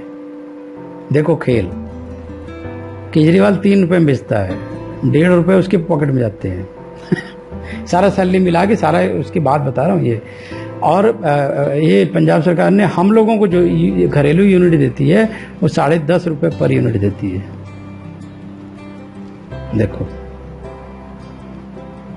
पेट्रोल से भी महंगा, पेट्रोल से भी ज्यादा अर्निंग है। 2000 करोड़ तो पर डे पंजाब गवर्नमेंट के खाते में जाता है, खाली बिजली और पेट्रोल। पॉलिसी ऐसी है ना, लूटना है, पॉकेट में पैसे रहने नहीं देना। अब देखो, अब ये इन्होंने पॉलिसी बनाई है इनकम टैक्स की, इनके पास सारी कैलकुलेशन है, ठीक है। जैसे मान लीजिए आपने 40,000 रुपए सैलरी है यहाँ पे, ठीक, तो ये सेट करते हैं इनकम टैक्स कि आपके पॉकेट में ये 40,000 कितना हो जाए, 20,000 पर मंथ, जिसमें आप जिंदा भर रहे हो। सारे मेडिकल कॉलेज किसके हैं, मिनिस्टर के। सारे स्कूल और जितने कमाई वाले कारपोरेशन हैं सारे गवर्नमेंट के, आप एंटर कर ही नहीं सकते। तो ये ढकोसला है, यहाँ पे ड्रामेबाजी है कि पब्लिक पार्टनरशिप। कौन सी पब्लिक है, कहाँ पार्टनरशिप है, ठीक है। अभी पेंसिलिन भी बनाने के लिए अगर हम जाएंगे, कॉर्न स्टार से इथेनॉल बनाने जाएंगे, हाई फ्रक्टोज कॉर्न सिरप बनाने, कम से कम आपको 10 लाइसेंस लेने पड़ेंगे, और लाइसेंस भी 1 विंडो पे नहीं है, ठीक है। अभी फायर वाला आएगा, हाँ जी, कुछ ऑब्जेक्शन लगा के आपसे पैसे ऐंठ लेगा, 10,000 रुपये दे दो, नहीं तो आपकी कंपनी लाइसेंस नहीं मिलेगा। अब वाटर वाला आ गया, कहेगा ओहो यहाँ तो वाटर एरिया बहुत डाउन है, आप कितना वाटर यूज करोगे, आप कहोगे सर 5,000 लीटर, चलो मंथ का यूज कर लेंगे, आपकी इंडस्ट्री नहीं रन करेगी। इससे ऊपर एक्सेस करोगे तो फाइन मार देगा 1 लाख रुपए का। यहाँ पॉलिसी जानबूझ के ऐसी बनाई गई है, ट्रैप, यहाँ पे कहते हैं ट्रैप है एवरी पॉलिसी। अब जो ट्रैप तोड़ता है वो माफिया बनता है। देखो कैसे, मैं बताता हूँ। अभी जो पंजाब के 2 ब्रदर्स का आपस में मर्डर हो गया था, आपस में लड़ गए थे, वो सिनेमा हॉल के बाहर चने बेचते थे, ठीक है। अभी लिटरेट है, लिटरेट होते पढ़े लिखे तो ये तो मर जाते इसी ट्रैप में, ठीक है। इन्होंने क्या किया, एक मिनिस्टर को पकड़ लिया। और जब मिनिस्टर को पकड़ लिया, मिनिस्टर ने कहा भाई ऐसा करो, शराब की फैक्ट्री में आ जाओ, ठीक। अब इन्होंने ऑपरेशन समझ लिया कि यार शराब बनाने में तो कुछ है ही नहीं है, ठीक। एक अलग यूनिट डाल दी इन्होंने, यूनिट डाल के सारे मिनिस्टरों से साठ गांठ कर दिया, सब स्टेट में इनके बियर बिकने लगे, ठीक है। अब ये $1 मिलियन कमाने लगे पर ईयर का, देखते देखते, क्योंकि इन्होंने कोई रूल फॉलो ही नहीं किया।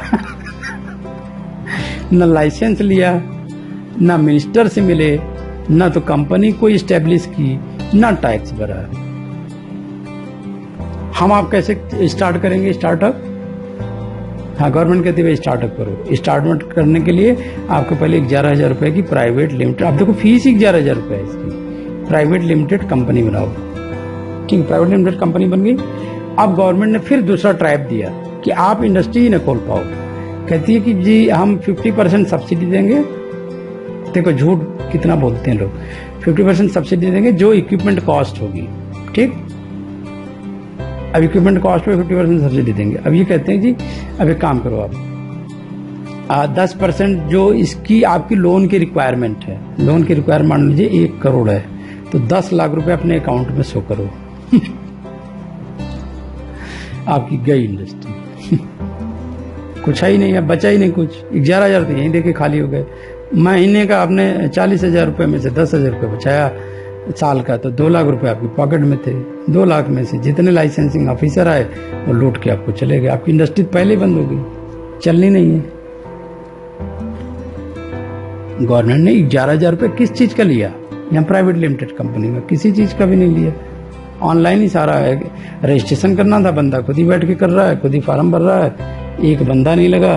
कहते हैं जी साइन गवर्नमेंट से स्टाम्प मिलेगा, वो आप ले लो, आपका पैन कार्ड खुलेगा उसका खर्चा हो गया, आपका अकाउंट करंट अकाउंट में कन्वर्ट होगा उसका खर्चा हो गया, आपने जो रूल रेगुलेशन बनाई है अपने लिए उसका खर्चा हो गया, हमने उसको साइन करने के लिए 11,000 रुपये ले लिए।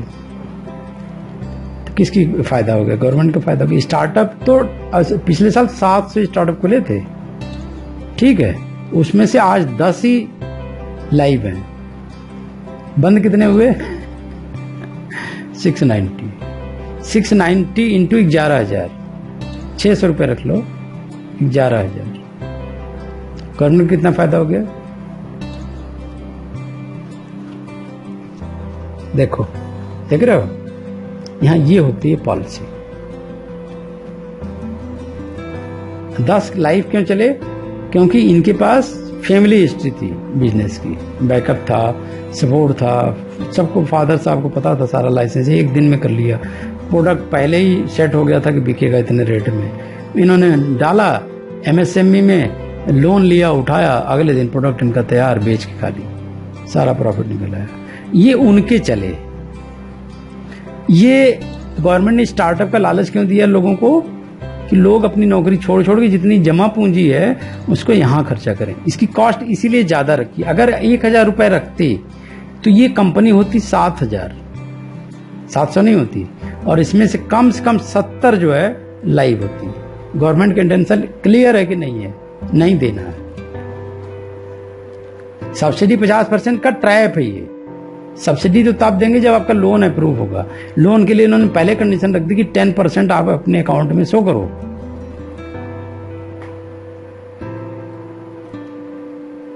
एक लोन पे 2 लोन नहीं ले सकते ना। अब इसको शो करने के लिए अलग लोन तो ले नहीं सकते। कौन सी प्रॉपर्टी बेच के लोगे? फिर लैंड शो करनी पड़ेगी, फिर मशीन की कॉस्ट आएगी। इसके पहले इंडस्ट्री से करते करते 1 साल आपने एफर्ट किया, जब सारा जीरो बैंक बैलेंस हो गया, आपकी इंडस्ट्री हो गई बंद। ठीक है, पॉलिसी खराब है। हमारी गवर्नमेंट की पॉलिसी ऐसी है कि कोई देश का कब्जा करके चला जाए, यहाँ के लोगों को पता भी नहीं चलेगा।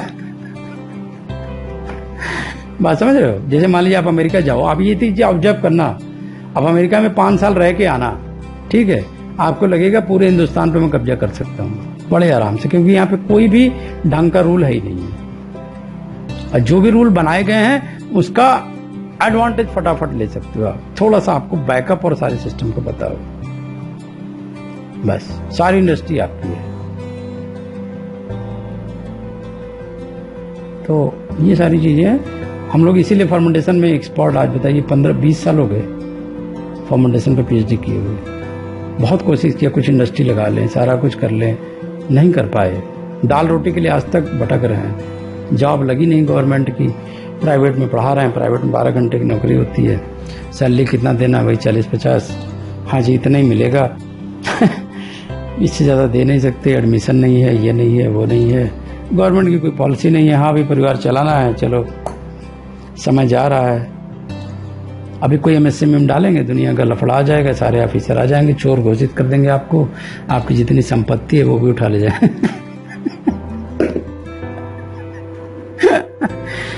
विजय माल्या भाग गया, सारे भाग गए, कोई फर्क नहीं पड़ता। ठीक है ना? हम आप छोटा सा भी लोन लेंगे तो वी आर बिगेस्ट प्रॉब्लम। अब ये सबमर्ज फर्मेंटेशन में क्या क्या ग्रो करा सकते हैं? बहुत क्लियर है। Soluble sugar, molasses, liquid media, fruit vegetable juice, sewage waste water, ये सारा कर सकते हो। एसएसएफ में राइस ब्रान, व्हीट ब्रान, सारा वो सेलुलोज वाले हैं। Bagasses, coconut coir, synthetic media, fruit vegetable waste, है ना, ये सारा जो है करोगे सबस्ट्रेट यूज, तो ये बेनिफिट है।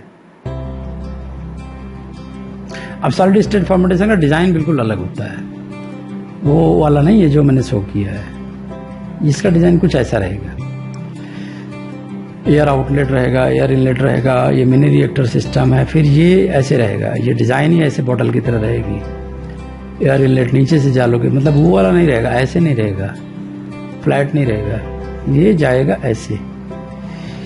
आप देखोगे इथेनॉल का जो आपको टावर फर्मेंटर दिखाएंगे, आप सर्च करना आज, या अभी सर्च कर सकते हो तो करो।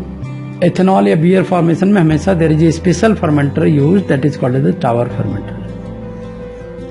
ये सिर्फ इंडस्ट्री में होता है, लाइफ स्केल पे आप कुछ नहीं कर सकते, या छोटा सेटअप में तो ये होता ही नहीं टावर फर्मेंटर। अभी आजकल मैं देख रहा हूँ डिस्टिलरी वाले पहले टावर फर्मेंटर लगाते थे, अभी ये वाला लगा रहे हैं सीधे सीधे।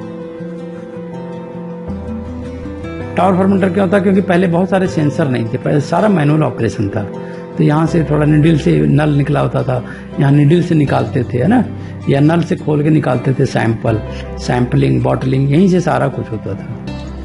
तो यहाँ पे शराब बनती रहती थी, तो 50% ये प्रोडक्ट यहाँ पे प्योर हो जाता था कलेक्ट, और इसी से सारा सैंपलिंग यहीं पे करते थे, सैंपलिंग बॉटलिंग, है ना, बैच चेकिंग, स्टरलाइजेशन, सारा कुछ यहीं से।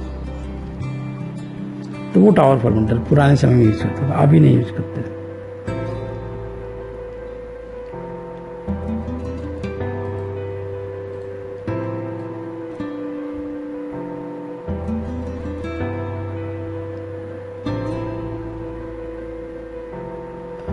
सो ये तो आपको देखना ही पड़ेगा। Selection of microenzyme important, substrate selection, process optimization पे थोड़ी बात कर लेते हैं आज, प्रोडक्ट आइसोलेशन, प्यूरिफिकेशन।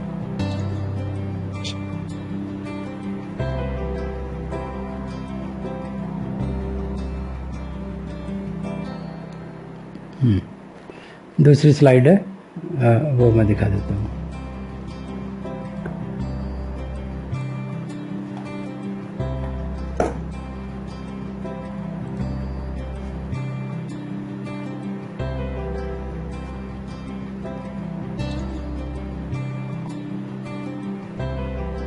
एक तो ये बताना था फर्मेंटेशन मीडिया, आई थिंक, हाँ, ये ऑप्टिमाइजेशन क्राइटेरिया,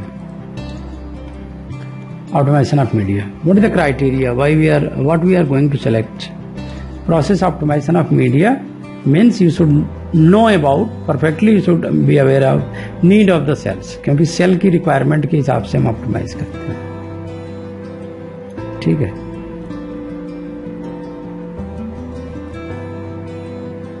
तो ऑब्जेक्टिव ये है कि objective to get the maximum yield of product biomass, maximum concentration of product और biomass, permit the maximum rate of product formation, give minimum yield of undesired product. This is actually objective of optimization of media. Consistent quality, readily available throughout the year, and will cause minimal problem during media making installation. So it will cause minimal problem in other aspect of production process, particularly in aeration, station, extraction, purification, and waste treatment.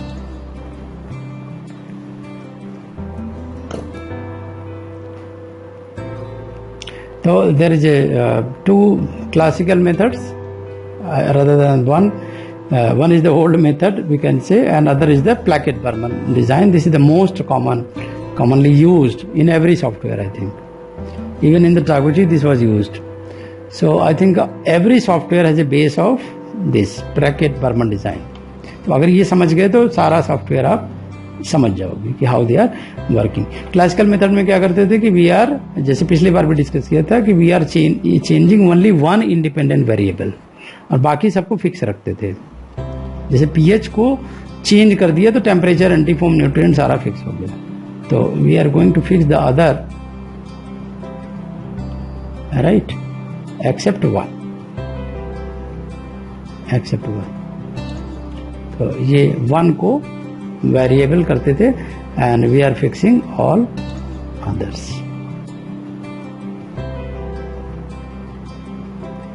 So now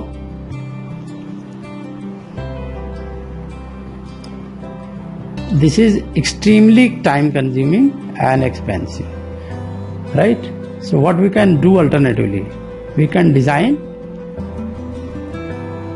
some experiment based on some stats. So this is called as the design of experiment, design of experiment. So this is called as the design of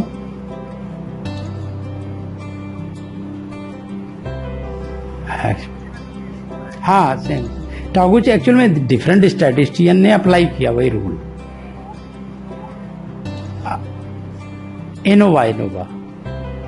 ANOVA तो apply होता ही है, सारे जितने भी optimisation के software हैं without ANOVA तो run ही नहीं कर सकते, ठीक है। टागुची तो एक नाम है ना, टागुची वॉज ए साइंटिस्ट, उन्होंने भी प्लैकेट बर्मन को स्टडी किया और फिर अपना एक फार्मूला बना दिया। तुम भी बना सकते हो। अभी प्लैकेट बर्मन समझा दूंगा तो तुम अपने नाम से डिजाइन ऑफ एक्सपेरिमेंट बना दो, कोई सुनाई है। What we are doing is possible combination of independent variable at appropriate level could require a large number of experiment x by n. X is the number of level, n is the number of variable. तो generally अगर आप design करोगे तो ये करना ही पड़ेगा कि जैसे फैक्टर हैं 1 2 3 4 5, ये मीडिया के फैक्टर हैं और लेवल 3 ले रहे हो, लेवल 3 ले रहे हो, 1 लेवल, लेवल 2, लेवल 3 या level A, level B, level C या लेवल D 4 कर लिया तो this is the x and this is the n। तो x की पावर n एक्सपेरिमेंट आपको लगाना ही पड़ेगा, ऐसा कर नहीं सकते, because this is not possible. अगर 5 की पावर 4 करो कितने एक्सपेरिमेंट हो गए? बोलो 5 × 5 25 हो गया, फिर 25 625 एक्सपेरिमेंट, 625 लगा ही नहीं सकते। इसको सॉर्ट करना, सॉर्ट करने के लिए then you have to apply Plackett Burman, Taguchi और डिफरेंट काइंड ऑफ थिंग्स। और इसका गारंटी भी नहीं है कि 625 एक्सपेरिमेंट करने के बाद you will get your desired results. So this is quite appropriate for 3 nutrient at 2 concentration, 2-3 trials तक कर सकते हो। अब 6-7 न्यूट्रिएंट्स हो और कम से कम 3 हो कंसंट्रेशन, तो आई थिंक इतना ट्रायल आप नहीं कर सकते। This is inconsistent method. Industrially this is not viable. तो industrially you have to focus on the minimum number of experiment with maximum output, that is the main objective of optimal conditions. And what is the Plackett Burman design? Plackett Burman design they have the limitation that you can use the 5 independent variable. टागुची में आप 5 से ज्यादा कर सकते हो, 7 तक कर सकते हो, 10 तक कर सकते हो, ये है डिफरेंस। प्लैकेट बर्मन में आप 5 इंडिपेंडेंट वेरिएबल यूज कर सकते हो, टागुची में थोड़ा ज्यादा करना पड़ेगा, ज्यादा वेरिएबिलिटी है ना, to find out the most important variables which are then optimized in further studies. This technique allow for the evaluation of variables by x experiment. X must be multiple of 4, 8, 12, 16, 20, 24 होना चाहिए, ठीक है। तो normally one determine how many experimental variable need to be included in an investigation and then select the Plackett Berman design, जो कि आपकी requirement है वो देखना पड़ेगा, meet the requirement most closely in multiple of 4. multiple of 4 में आप कर सकते हो। Any factor not assigned to variable can be designed as a dummy variable। यहाँ dummy variable की सबसे बड़ी प्रॉब्लम है कि अगर आपने कोई फैक्टर ऐसा लिया जिसका वेरिएबल नहीं है, फिक्स है, तो वो हो जाएगा डमी वेरिएबल, फिर इसका क्या करोगे? And factors known to not have any effect may be included in the dummy variable. तो जो भी इनइफेक्टिव फैक्टर्स हैं या जिसका फिक्स कंसंट्रेशन है वो चले जाते हैं डमी वेरिएबल। यहाँ पे थोड़ा सा एक अलग तरह का एक प्रॉब्लम होता है इसको सॉल्व करने में, डमी वेरिएबल वाला। तो इन्होंने डमी वेरिएबल का ये कॉलम डाल दिया और बाकी ये वेरिएबल्स का कॉलम डाल दिया और 2 कंसंट्रेशन ले लिया, L फॉर लो और H फॉर हाई, ठीक है। तो अब ये आपका सॉफ्टवेयर से डिजाइन आ गया। 8 ही ट्रायल रन किए, राइट, और फैक्टर कितने थे? बहुत ज्यादा थे, 1 2 3 4 5 वेरिएबल थे और 8 ट्रायल में आपको ये यील्ड का पता लग गया कि यार ये वाला तो बेस्ट है, 6 आ रहा है इधर, इससे भी बेस्ट है 6.3 आ रही है ना, 6.3 आ रही है, तो ये बेस्ट है, ठीक है ना। तो इसी कंडीशन ये डमी वेरिएबल में आप ये भी रख दोगे इसका कि low high low high low high, ठीक है ना, वो असाइन हो जाएगा। जब आप डिजाइन करोगे ना तो वो पूछेगा कि डमी वेरिएबल में क्या रखना है, लो हाई एफ में, तो वो डिजाइन कर देगा इसके हिसाब से, वो डिजाइन कर देगा। देन आपको एक्सपेरिमेंट रन कराना है 8 ही ट्रायल में, आपको 700 ट्रायल्स के बराबर आपको यील्ड का एक इम्पैक्ट मिल गया, ठीक है। अब आप स्टैटिस्टिकल एनालिसिस में जाते हो जिसको कहते हैं ANOVA, right, analysis of variance. ANOVA का फुल फॉर्म क्या है? एनालिसिस ऑफ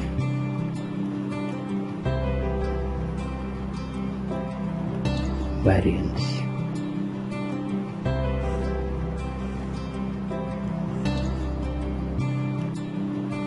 है ना, एनालिसिस ऑफ वेरिएंस। हाई हो गया, लो हो गया, डिफरेंस, मीन स्क्वायर निकाल लिया, मीन स्क्वायर एरर निकाल लिया।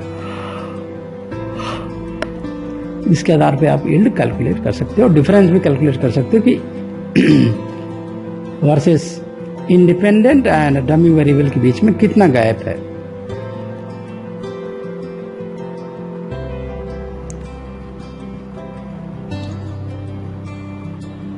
तो ये आपने 8 एक्सपेरिमेंट लगाए थे, 4 का अलग अलग कर लिया, 4 हाई का और 4 लो का। सॉरी,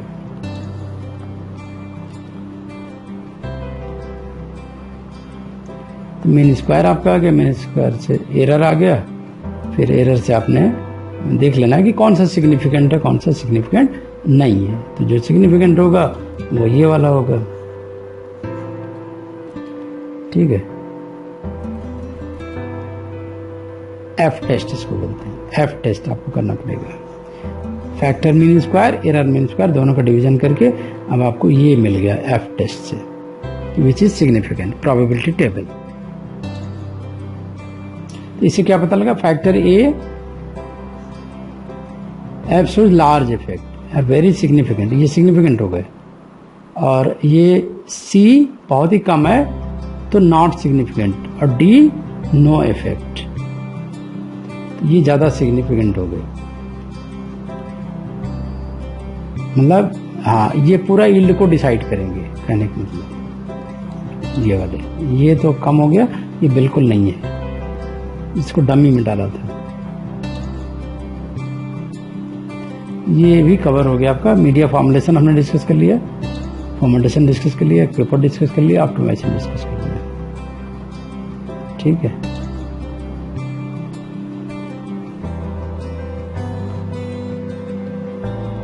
ठीक है ना। तो anything else, cost analysis next time पढ़ेंगे, वैसे थोड़ा सा पढ़ ही लिया है ना। ये सारा आपको कैलकुलेशन करना था, रॉ मटेरियल कितना कॉस्ट है, रिकवरी कितनी कॉस्ट है, प्रोडक्शन कॉस्ट कितनी आई, सेल कितने का पड़ा, लेबर कॉस्ट कितनी पड़ी, सैलरी कितनी पड़ी, है ना, बिजली कितने खर्च आया, वेस्ट कितने का सेल हुआ।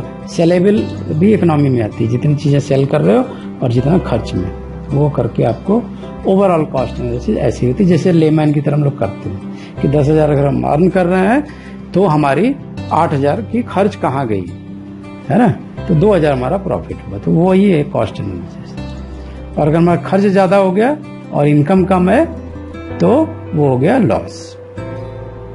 तो ये जैसे एक एग्जाम्पल से मैं आपको समझा सकता हूँ कि एनुअल प्रोडक्शन के हिसाब से इन्होंने पूरा किया है।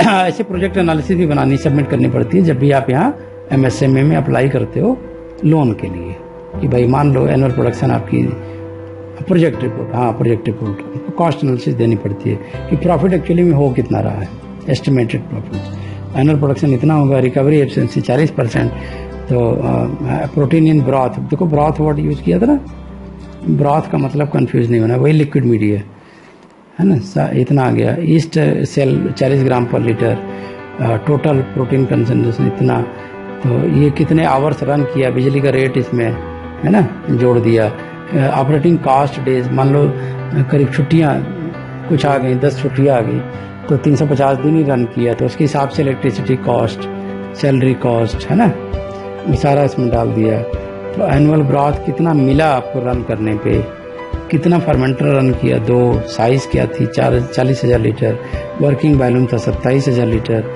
तो कितना रिकवरी हुई। ये सारा मतलब आपको production condition, production cost and then expenditure cost, ये सारा आपको डालना पड़ता है। काफ़ी दिमाग खपाने वाला चीज़ है, ऐसा नहीं है कि फर्मेंटेशन आप लगाएंगे और कोई लोन दे देगा, तो ये आपको पूरा बताना। ये हाँ हाँ, अभी मैंने रन नहीं कराया, हाँ कल उसको डिस्कस करेंगे सॉफ्टवेयर को। लेट मी स्टडी फर्स्ट, मैं इंस्टॉल करके डिस्कस कर उसको स्टडी कर लेता हूँ, हाँ वो शेयर करो, मैं इंस्टॉल करूंगा and then I will make you understand.